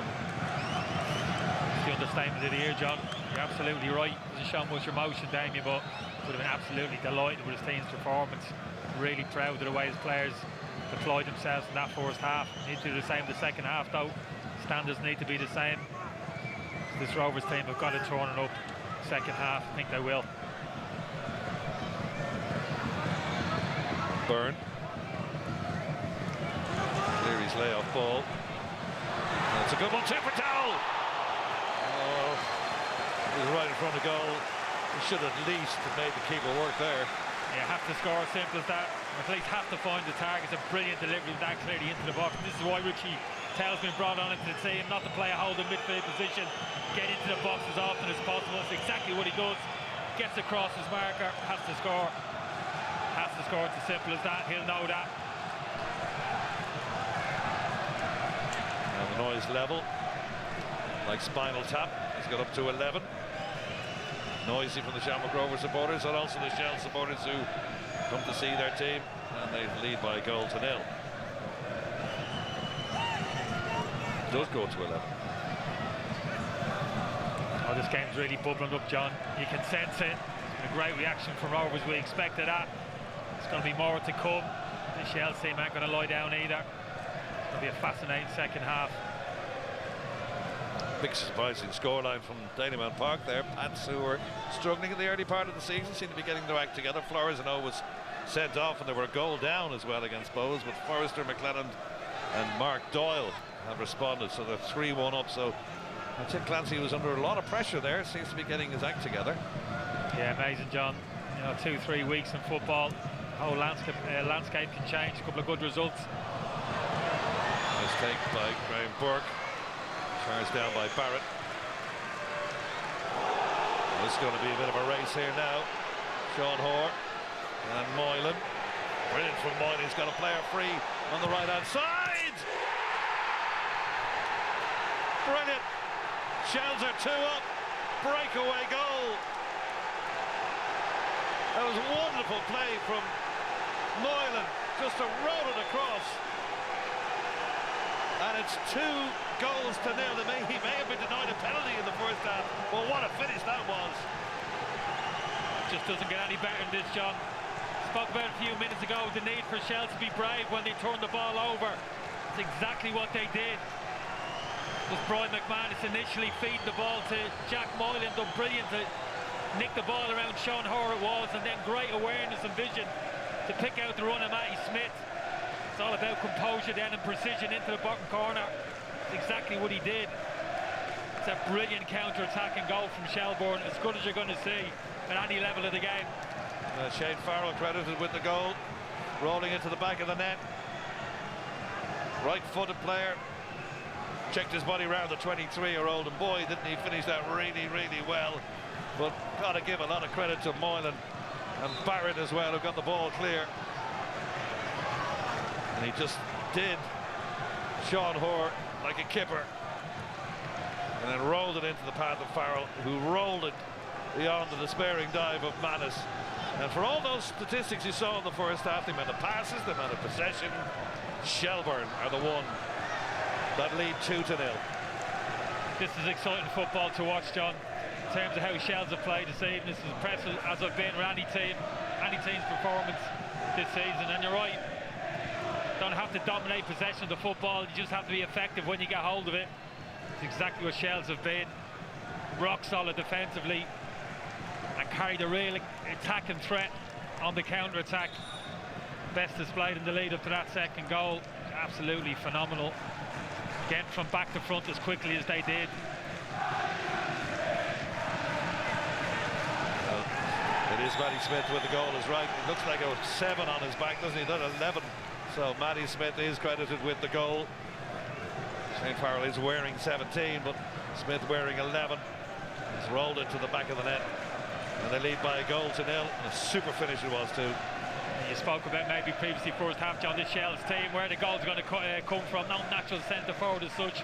Sean Boyd missed him, but this lad for me can provide double digits in terms of goals this season. Not natural centre forward in some respects. It's difficult to pigeonhole him. Matty Smith was a really talented player. Scored a huge amount of goals at Pats, if you remember, John, before he headed up to Derry. Reasonably quiet in the Shells career so far, but he's a really talented operator. That's the second goal of the season, the 26-year-old. 27 appearances for Dundee United as well. Matt Smith won the cup. St. Pat's, he's a lone spell at Derry too. He's the first player now to get into double figures in terms of goals, and here's Burke. Oh, unbelievable. That's just unbelievable. I was giving kudos to Shelbourne for getting a 2-0 lead, and out of nowhere, it's his 6th goal of the season. Graham Burke, the 29-year-old, makes it Shamrock Rovers 1, Shelbourne 2. Game on! Oh, John, we spoke about it first half. That shot Graham Burke from distance.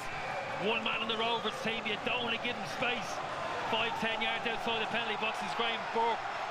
Finds himself a little pocket of space here. Lovely play. Gets turned, and before the pressure can come from that Shells midfield, with that magic left foot around him into the top corner. It's a relatively simple finish for him. He would have fancied his chances there, John. He would have been licking his lips as soon as he got on the turn and didn't sense the pressure coming. It's a brilliant finish. The meeting of the minds. Stephen McPhail and Stephen Bradley. Well, he made up for the goal, and there he is chatting away to Tyreek Wilson. Might be congratulating him. He'd be really annoyed at himself for, obviously, the concession of the goal, trying to slice it clear.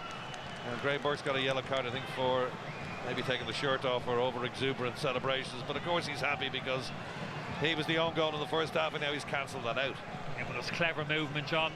He didn't go too deep to receive the ball. He resisted that temptation, just drifted in behind the Shells midfielders. The back three Shells didn't want to step out and engage him. That gave him a second or two of space to receive the ball and get turned. And the rest is history. What a finish. Gaffney. Well, we're looking for this game to live up to its billing. It was last year with a thriller, 3-2.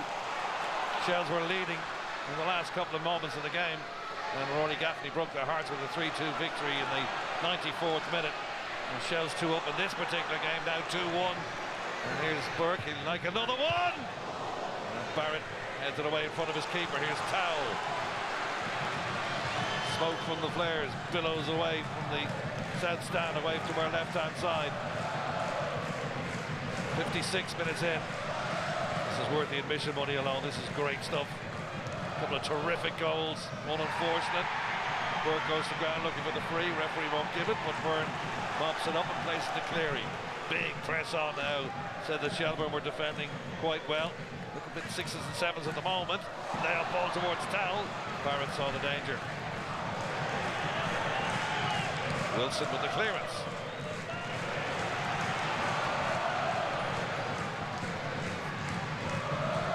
Burke.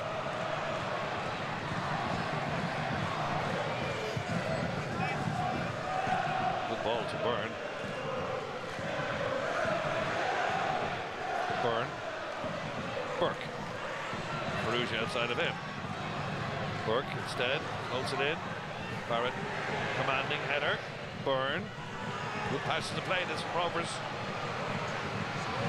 Perugia plays it off. Cleary. Barrett heads away. Oh, Paddy Barrett's rock solid defensively in there at the moment. He has to be. The Shells team under intense pressure at the moment from Rovers, just driving at them.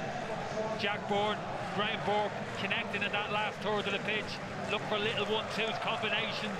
Richie Towell getting himself into advanced areas as well. A lot more for these Shells defenders to think about now, second half, than they did in the first. Cameron Ledwich is coming on as a substitute. And off goes Brian McManus. He was injured, obviously, of course, in that first half, and obviously that's carried through.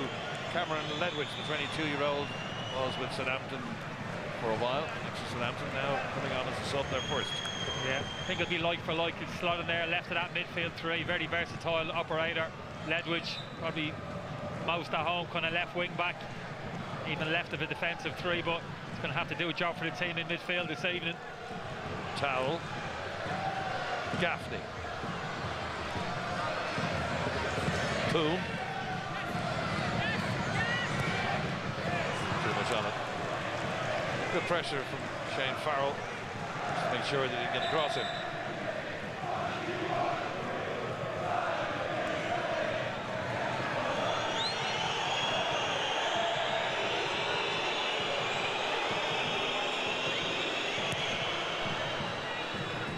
One or two whistles around the ground. I was happy that the goalkeeper Colin Cairns took all his time to get the ball clear, but the Rovers certainly are on top now. The tails are up with that goal. Perugia questions the referee as to why he didn't get a free on the edge of the area. Good strong retention of the ball. by Sean Hoare initially, and now out to Gaffney. Plume's outside of him. Sorry, Richie Tallaght, I should say. Here is Gaffney inside. Gaffney again. Tallaght has now gone into the middle, bypassed him. Nice little push and header back to the goalkeeper, Conor Kearns, who just wants to settle things down here. Yeah. The Shells are under the cosh. Have to give the referee a lot of credit as well, John. Last couple of minutes could easily have blown maybe 3 or 4 fouls there. Players appealing, didn't though, letting the game flow, really enhancing the spectacle. It's good to see. Well, that was so high, there'll be snow on it coming down from Kearns' clearance. Just for a little while and put Shells into their own half of the field. Oh, a lot more bite to this Rovers performance. Second half, 2 lethargic, 1 pace first half. Haven't seen that in the opening 15 minutes of the second half. Winning tackles, second balls, moving the ball quickly. More like Rovers at their best is.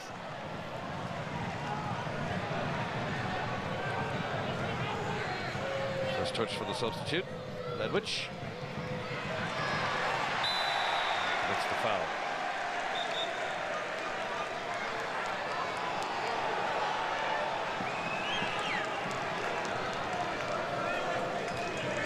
Just applauding that run of Ledwidge. Damien Duff, what he will do, Ledwidge, a naturally attacking player, John. Won't just sit in there in midfield, he'll get forward at every opportunity. The winning Gaffney gets to the end of that. Spencer going over the byline, needs a bit of help and support. Gets it from Poom. Burke. Wonderful goal that was. Byrne.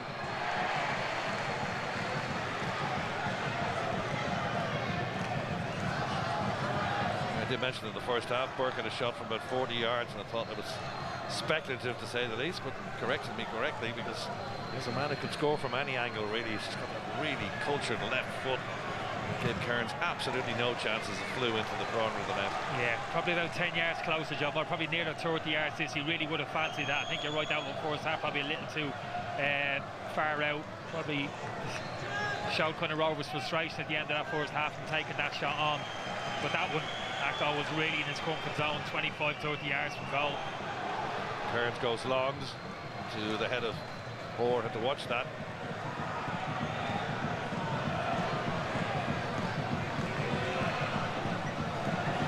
That's good play. Here's Caffrey. Barrow.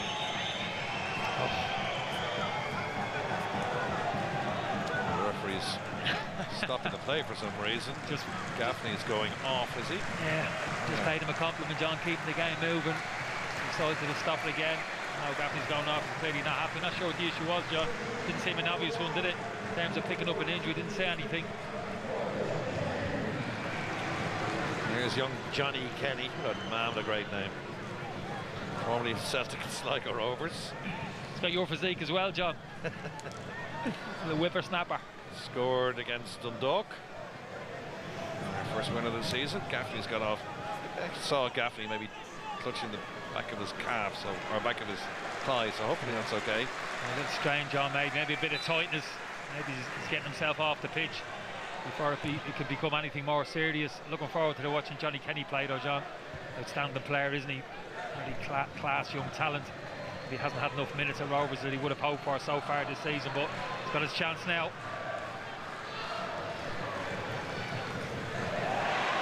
It's a bit sloppy from Cleary. JJ Lunny. Moylan. Got Farrell overlapping and now gone inside. Farrell's in the area. Oh, zipped across. Smith coming in on the far side, couldn't get the touch. Oh, close to being 3-1. Brilliant football again from Shells. Counter-attacking again. Quick transition. JJ London absolutely brilliant. Initially taking the ball off Lee Grace. Feeds the ball to Jack Moylan. Gets himself opened up. Lovely way to pass on the inside. Could he have taken the shot on? Shane Farren, possibly so. Probably done the right thing. They'll be just taking a bit more pace off the cross into the box, John. It might have been a tap in for Matty Smith at the back post. It didn't take long for Cameron Ledwidge to get into the referee's notebook. That's the foul there on Graham Burke. The referee wasn't prepared to let that one go, so Ledwidge not on the pitch long. It's himself a yellow card. Graham Burke got one as well for, I think, exuberant celebration of the goal. won't mind that too much.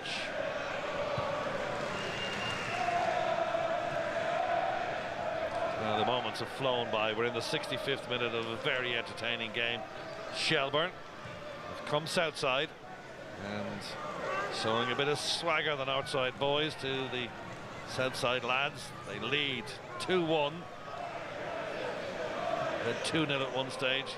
Manny Smith's excellent finish out into Graham Burke's own goal, and then Burke with already a contender for goal of the season. I hate saying that, but it certainly is. It's a great finish. Kenny bumps into two defenders and then pleads with Boone to go forward. He's not shy coming forward, and Johnny Kenny likes to be heard, like all the Kennys. Yeah, quiet, shy, returning type, John. Is that what you're saying? That's what we are. Yeah. It's good defending again from Shelbourne. They're nice compact defensive shape. Shane Farrell narrowing up there to a centre half, not allowing Johnny Kenny space to receive that ball. Caffrey was in the way, but there's Rovers again. Flip ball by Burke. Ledwidge did well, actually. Ledwidge there.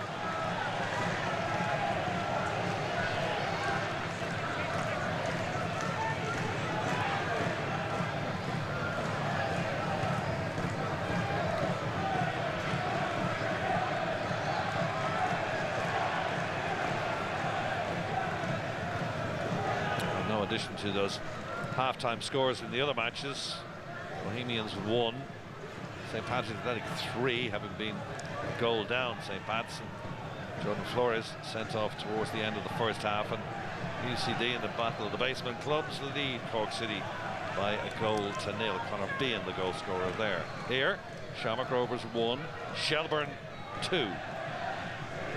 0-0 earlier on this season. Number 1 here in Tallaght. Last away victory 2005 for the team in red. Can they get something out of this now? But the pressure's going to build, no doubt about that, over the next while.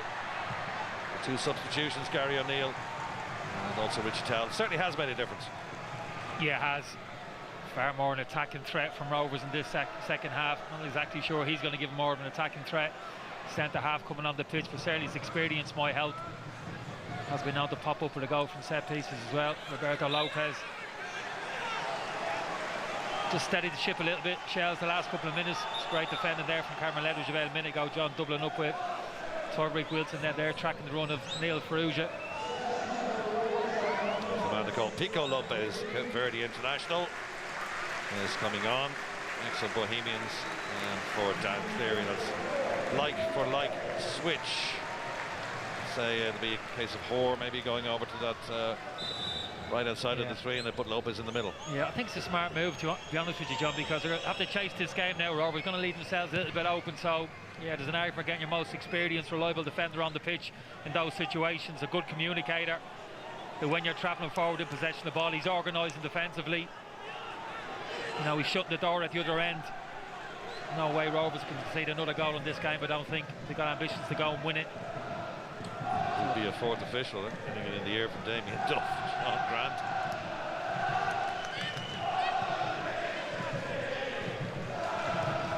Gary O'Neill. Lee Grace. Stommer hit that. Grace. No chance for Poon to keep that in, and he knows he gives the thumb up.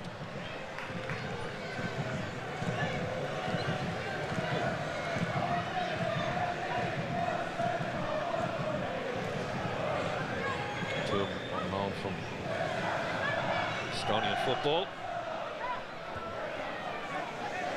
Estonian international indeed. Graham Burke commits the foul. Be careful, Burke. Get a yellow card in the first half. He picks up his fair share, Graham Burke. John, he stands up for himself, no doubt about that. He's got some wonderful qualities though, such a great technician, really elegant style. The way he carries himself over the pitch. Steely man. Nicely done by Burke.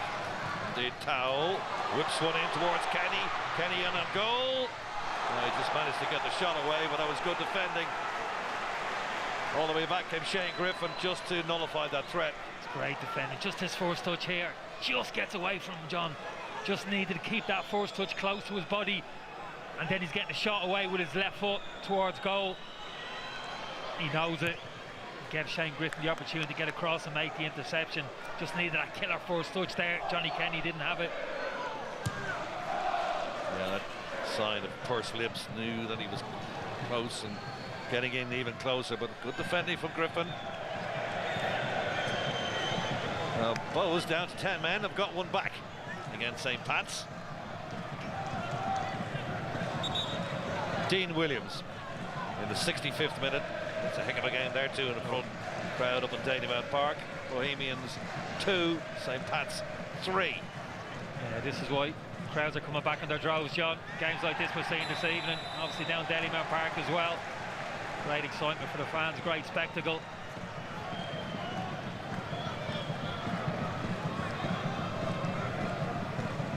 Kenny fouled for Shane Griffin. 20 minutes to play. Still plenty of time.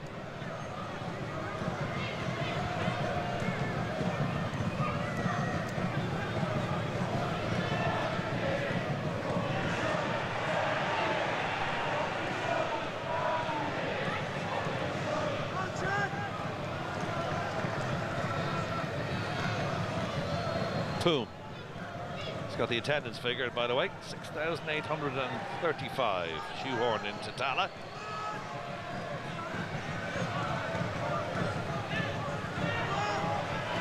Lopez.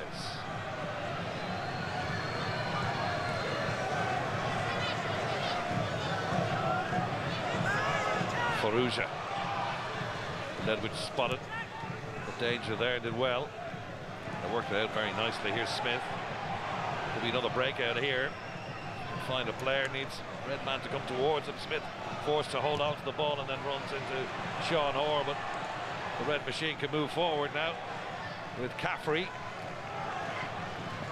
Farrell.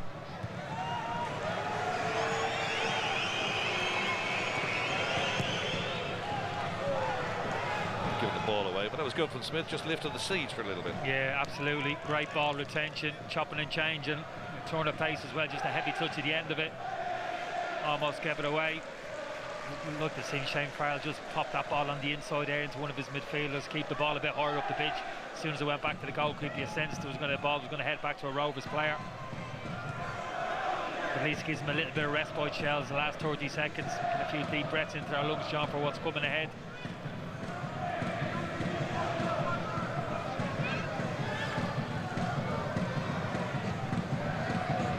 Burke switches it to Byrne. Burke made a run into the area. Spotted by Wilson though. Again, Shell's looking for this break. Lopez is quick though. Yeah, that's what I'm talking about, John. That's why he's been brought on, using all that experience, giving himself a 2-yard start there in Moylan, who's not slow. Made it look easy, but just good reading of the game. Yeah, give yourself that little yard or two, isn't it? I'll tell schoolboys, schoolgirls, that give yourself a yard or two, because you're going to be ahead of the player. If you get level with him, then it's a foot race. Lovely by Lopez again. Pushing pass. Sean Hoare bursting forward. Faruja, Burke on it his way. Burke demanding the ball outside of the boot down towards Faruja. Can't keep that in though. Well, that was a chance for Faruja. He was lining up a shot. Burke got in his way. Yeah, even still, they nearly pulled it off. I think you're right. I think he fancied the shot, but you're right. He just got in his eye line. Look at that first touch from Graham Burke. Now just chopped it across. JJ Lunny. It's the right thing to do outside. They're trying to pop a little 5-yard pass for the oncoming Faruja. Just slightly overhit it. Right idea though.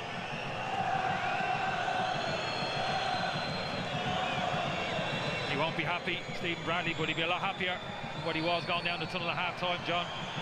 Far better Rovers performance in this second half. Just been ticked off from absolute top quality goal from Shells.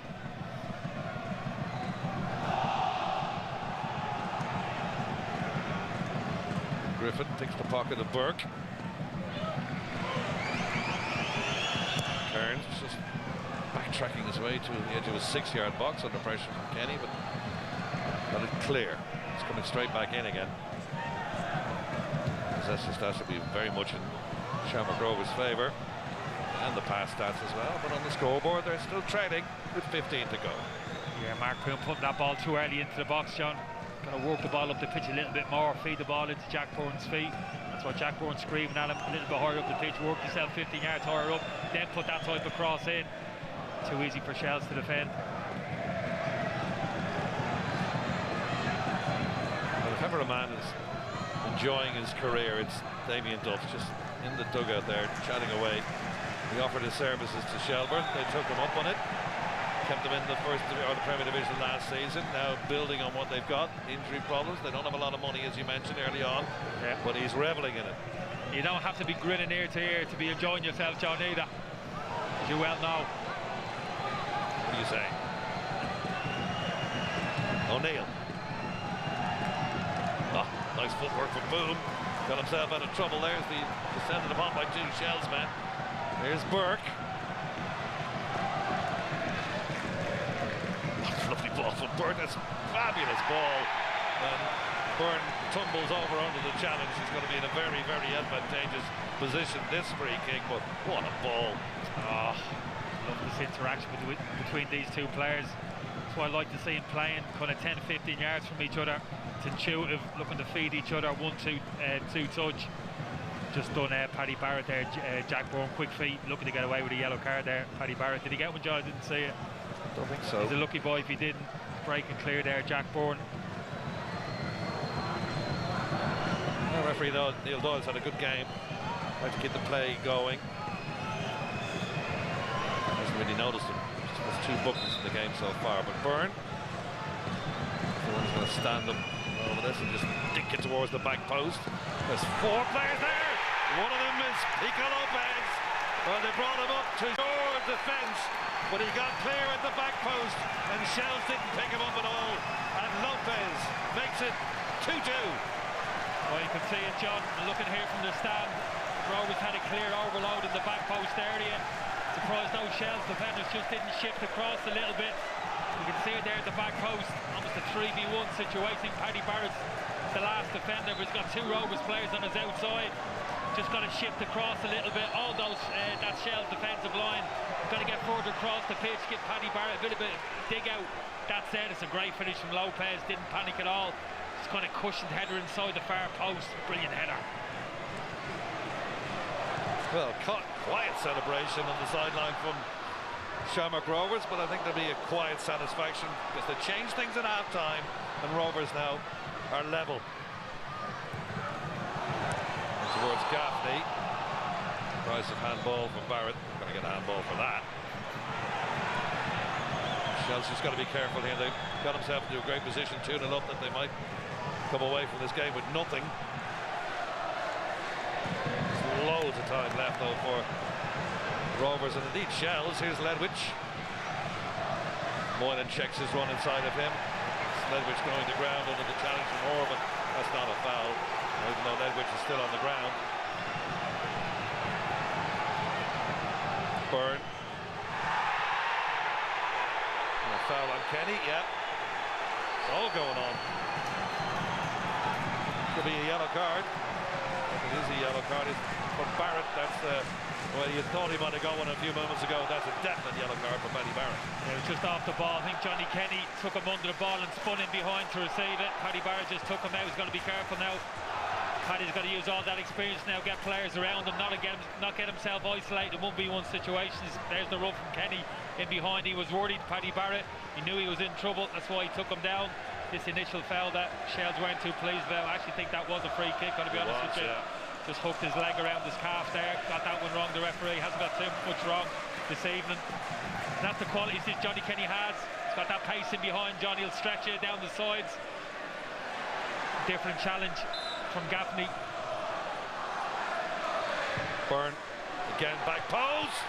Good save. Really good save from Lee Grace. by Conor Kearns. That was going in. Yeah, it's good delivery again from Jack Bourne. That's not an easy area to deliver that type of ball, hitting into exactly the right area. A couple of more defenders there on this occasion. Shells was still got above Jack Mullen, I think it was. Real pressure now being exerted on this Shells rear guard. Byrne, underneath the nose of the goalkeeper, did well, got something on it. O'Neill. Towel. Downward header, danger not clear. I tell you, just looking back on that Nedwich foul, if Shamrock Rovers had scored from that, I would not like to be the man confront Damien Duff at the end of the game if that one went in, because it looked like a clear foul on a replay. Yeah, that can happen, John. Can't expect the referee to get every single decision right, so I'll come a bit of slack on that one. Shells have plenty of players behind the ball, but can't be feeling too disappointed. Shells can't get too downbeat, still very much in this game. Keep believing in themselves. Just got to be smart though. Paddy Barrett in particular, he's got to realise the position that he's in, not take too many risks now in terms of going to ground and making tackles. He's got to stay on his feet, protect himself a little bit. Already on a yellow card. Shells looking to go another game unbeaten. They've really got to batten down the hatches here. Shot flying across goal. Cross-come shot really from Graham Burke, but they keep it dead well with him. I think I might have needed a cut back, to be honest with you. There wasn't too many Rovers players making it into the 6-yard box there. Well, he would have been better maybe trying to cut that one back towards the penalty spot or the edge of the 18-yard box. He's done really well. Graham Burke has been a real threat all evening, particularly in this second half for Rovers. Towell and Conor Kearns changing pleasantries. Yeah. Not getting much sympathy off Richie Towell there. Or he's definitely got an eye injury now, John, if he didn't have one before. Gary O'Neill saying he should take him off the pitch. I don't think you can take the opposition goalkeeper off the pitch, John, can you? And get the play going again. You wear contact lenses. I don't, so I don't know what it's like. I presume that's what it is. Yeah. One's got loose. Shells are going to be making a substitution shortly as well. Subs are looking very younger these days. They're going to bring on a 10-year-old. They're very, very young-looking players, aren't they? That Keane Levy, I think, John. Classy little operator, this lad. Saw him scored a winning goal against Bows in the Talca Park some weeks ago. Talented boy, bring energy to the team. Jack Moylan coming off, he's had a fine game. Just more legs, John, really, the pressure that they're under. Can understand it. Indeed it is Keane Levy, 21-year-old, born in County Louth. Played a bit with Reading as well, he's on loan. And off goes Moylan, sent that goal up beautifully for Matt Smith. Shelbourne supporters quiet at the moment. They were in really good voice, obviously, when they went 2-0 up. They've been pegged back.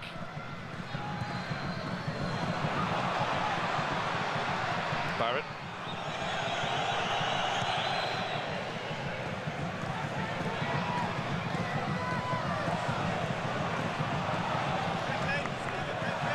Grace. Poom will only get better as the season goes on. He's only back in the team really after injury. He's an exciting looking player, Marcus Poom. Lopez, scorer of the equaliser, takes us to 7 minutes to go. Towell. Just about kept it in play, Richie Towell. That's a nice ball to Vico Lopez, though. Man from Crumlin, exposed. That's lovely from Byrne. He had a substitute, Levy, all over him like a cheap shoot there, and he did really well to actually retain possession. Could have gone down. Decided to hold the ball up. It's good play from him. His balance is unbelievable. John never panics in those tight situations. Trusts his ability, just dropping the shoulder, manipulating the ball in tight areas. Wonderful player. Oh, that's fantastic from Perugia. Plays it off to Byrne. What a turn that was. Byrne. They're queuing up. Oh. That was nearly 3-2. He scored the own goal. He's certainly making up for it now, Graham Burke. Yeah, we could have had a goal to rival that Shell's second goal in terms of quality ball from back to front. Unbelievable pirouette from Neil Ferrugia down the right-hand side. Eventually worked the ball to Graham Burke's feet. They expected a little bit more from him, a player of his quality. Sets the bar high. John, doesn't he? Graham Burke in those situations just didn't quite wrap his foot around and make the contact that he wanted.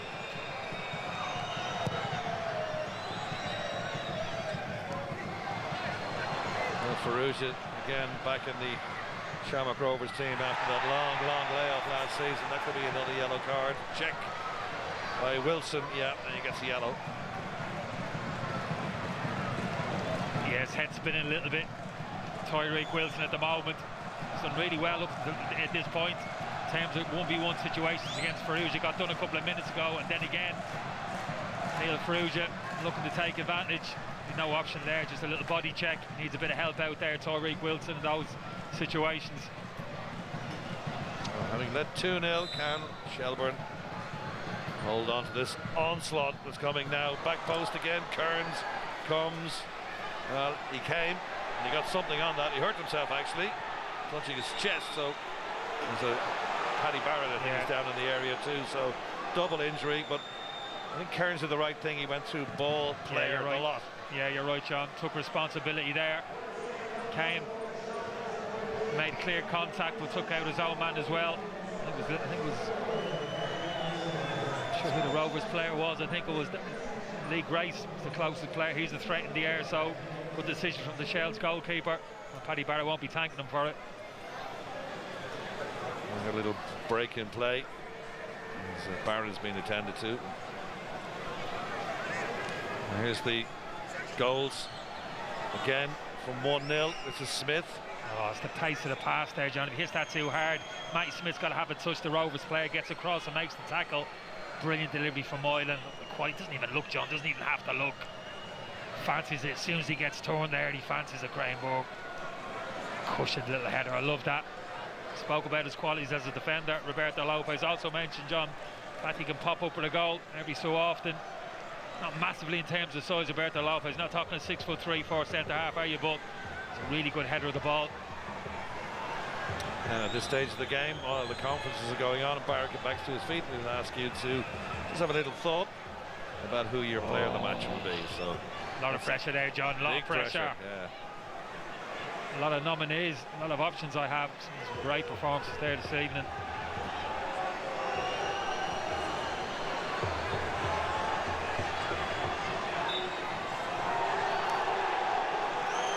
There's Grace. A whore. And couldn't keep it down.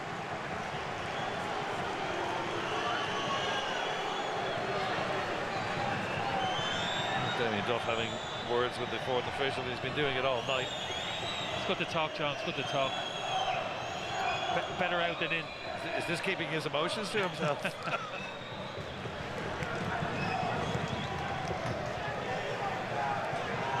2.5 minutes plus added time. There'll be a bit of that. We had a bit of injury problems, and we had substitutions as well, 4 in particular for Shamrock Rovers.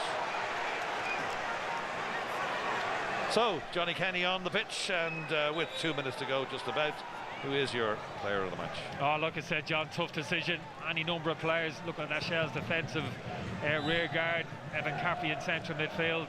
Likewise for Rovers, second half in particular. Graham Burke's really stepped up. Jack Bourne's influenced the game, but for me, it's going to be Shelbourne's Matty Smith. Absolutely phenomenal goal this evening.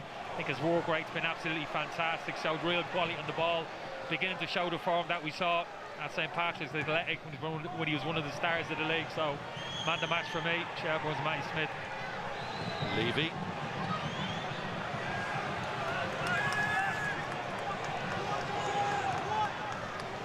Towards Ledwich. And they snatch something here. Smith is lurking. Oh, just couldn't wrap his foot around the ball. It was a good run from Ledwich. And suddenly, Shamrock Rovers found themselves under a bit of pressure. Oh, Matty Smith could have made himself a hero there, John. Thought it was a chance. Brilliant run from Ledwich. It was Lee Grace, just done enough, got in his face. Made it difficult to finish. Shell's not settling for a point, John. No, it's good to see as well. Not sitting deep. Asking the question of Rovers, do you want to come on to us? Come on to us. And they're going to apply a little bit of pressure on you. There's Manis. Inside the last minute we go. O'Neill. Sean Hoare. Byrne. Burke. Towell. In towards Kenny. Good defending. Spotted it. Shane Farrell made a nuisance of himself. Good block. Oh, I love it, John. It's a great defender from a lad. Not a natural defender. We spoke about his attacking qualities. He looked like a defender there, though. Sensed the danger. It was Andrew Quinn. Stepped in. Space opened up in behind. He recognised it early. Got across. Vital interception. 5 minutes of added time. We're hearing from the sideline. There goes the board. You can't see it in the picture, but we can see it. Sean Grant, our fourth official, up with the board. So still plenty of time for either of these sides to get a winner. Shamrock Rovers starting the game 2 points ahead of Shelbourne, who are in 5th. Those started the day leading the league. They were 3-2 down when last we heard, home to St. Pat's. And Derry have to wait till Sunday now to play their game away at Dundalk. UCD still a goal to the good against Cork City, the bottom team, looking for their first victory of the season. Just 2 draws in their opening 9 games.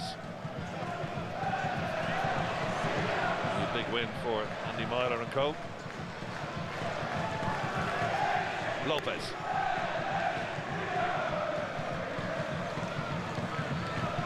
There's Poom. Lopez again. Never winning Byrne, looking for the ball, coming deep for it, and then meets it into the back post. Grace lays it off, and Burke hits the side netting. And those on the far side might have thought that was it. Oh, and again, probably similar to the chance he had about 5 minutes out, John. The other side of the penalty box. I know he's 5 yards outside the near post there, but you really fancy him.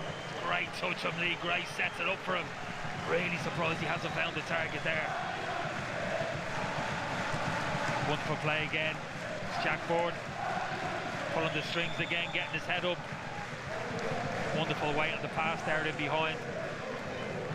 Smith, our player of the match, gets the hex from Kenny Cunningham. He's been taken off. He had a good game though. That was a wonderful, wonderful finish for him. Yeah, I've enjoyed watching his performance, John. He's kept the ball well, he's used it, been brave in possession. Again, the work rate out of possession, it's been ferocious. Great performance from him. Greenberg had to put that one on the back of the net, John. I might have regretted it, but I think he's pushed him a close second. Greenberg showed real quality, showed his qualities in this second half. Kyle Robinson, incidentally, the 20-year-old, ex St. Pat's and Waterford. He is a striker, actually, Robinson, so he's on now.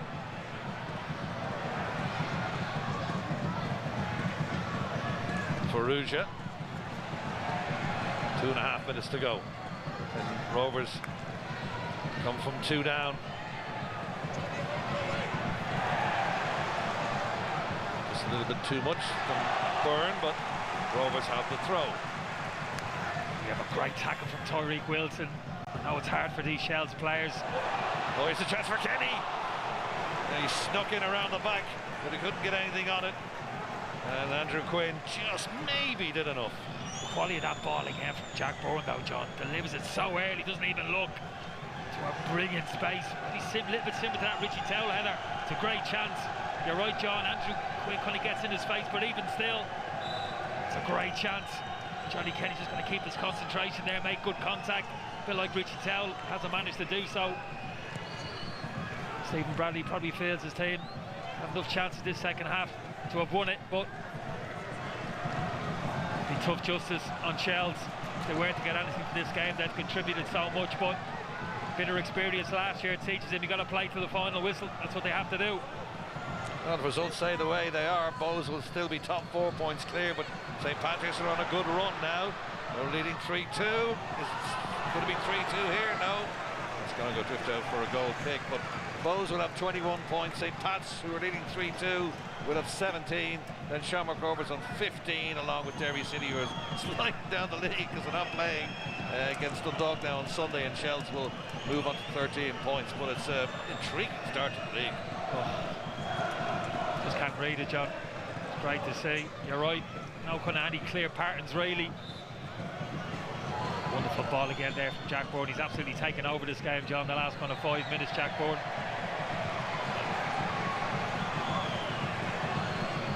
One last chance perhaps for Shamrock Rovers. 2 balls on the pitch. 30 seconds to go. Discretion of the referee as well. Here's Burke. Only takes a second to score a goal. Burke scored from here previously. It's just trying to trap him with the 2 players. Good challenge from Wilson. It was better than that, John. It was better than a good challenge. Great challenge. Everything had in him there, Tyreek Wilson. True defender. Farusha. Boom. Charge down. Time's up, ref. Shell supporters will be screaming at him. Let's keep playing. Let's keep playing, John. Good match, this. Towell complaining to our referee. He's got much to complain about. Got to give credit to 2 teams who are out there trying to outgun each other, and you can see the Shelbourne supporters, they'll be happy with a draw here, even though they were 2-0 up, I'd say. Oh, it's a great show, John. Compliment both sets of players. A wonderful occasion this evening. High quality stuff from both teams. I think if Rovers can replicate their performance in the second half over 90 minutes, it's going to be tough to stay with them this season. A great character show from Shells this evening. More than that, great quality of football as well from Shells. You get a point from this game, and I think they will. They have thoroughly deserved it. And they have. There goes the full-time whistle. Own goal from Graham Burke. 1-0 half-time to Shells. And Matty Smith, a superb breakaway goal finish to that. Burke got a really, really fabulous goal. And then at the back post, it was Pico Lopez who headed in to make it 2-2, and that's the way to finish. 1 or 2 arguments with the referee. I think he did a good job tonight, but there you go. End of the game, entertaining stuff. Loved being here. Excellent game. It's finished. Shamrock Rovers 2, Shelbourne 2.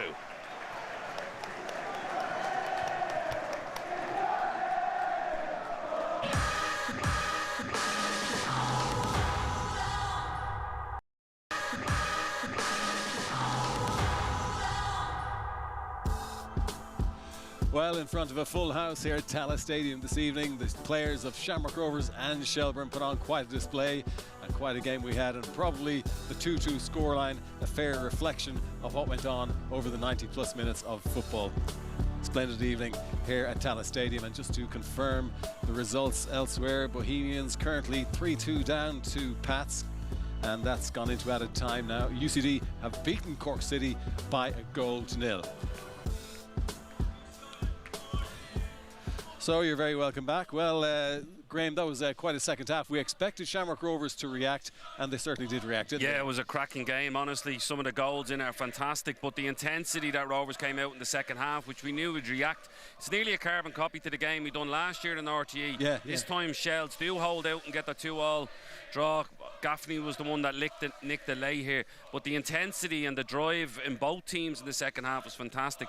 Shells are putting bodies on the line, they're throwing people in the front of things, but their counter-attack goal is unbelievable, really top quality, and Burke's goal is fantastic as well. So it was a cracking second half of football. It certainly was, and the man of the match here at Tallaght Stadium this evening was Matty Smith, and we can now hear from him. Congratulations, Matty, and here with the presentation on behalf of SSE Electricity is Shivani. Congratulations, Matthew, to you and the team. Thank you.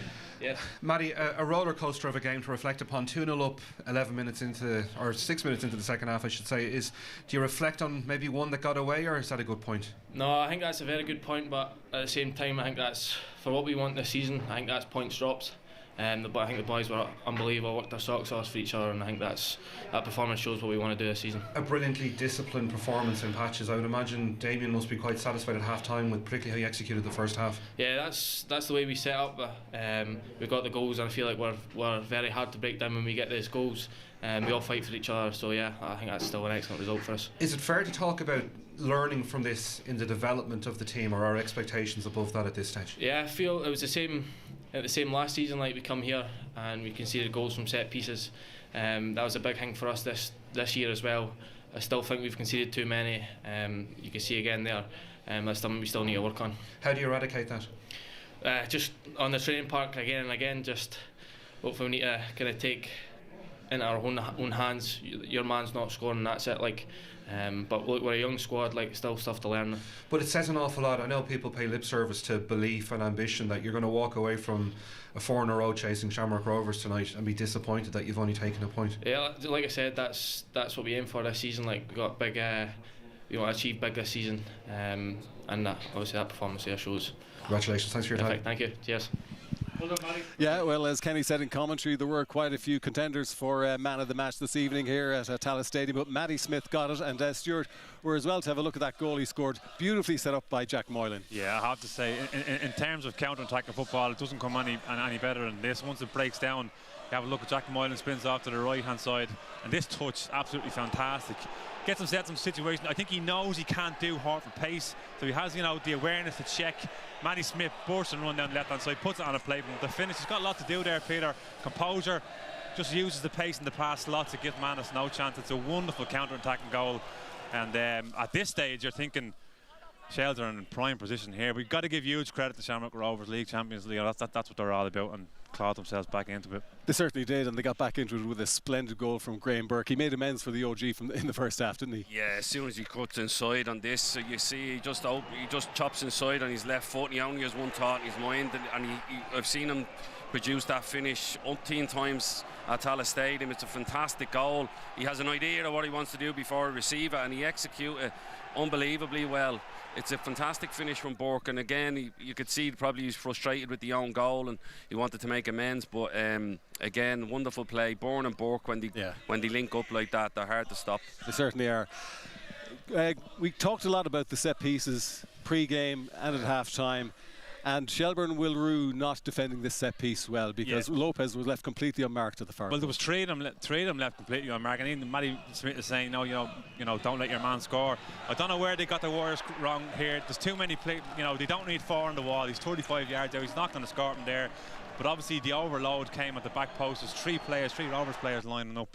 That's where they'll be really disappointed. You know, that the takeaway is to make sure that doesn't ever happen again. He's never shooting from there, and you can tell as soon as Burke doesn't go near that free kick, I'd be screaming at the players in the wall saying we're low here at the back, we need a bit more bodies. There's too many in the wall. He's never looked like he's going to shoot. Cairns need to get a couple back and say, well, this is where the danger is.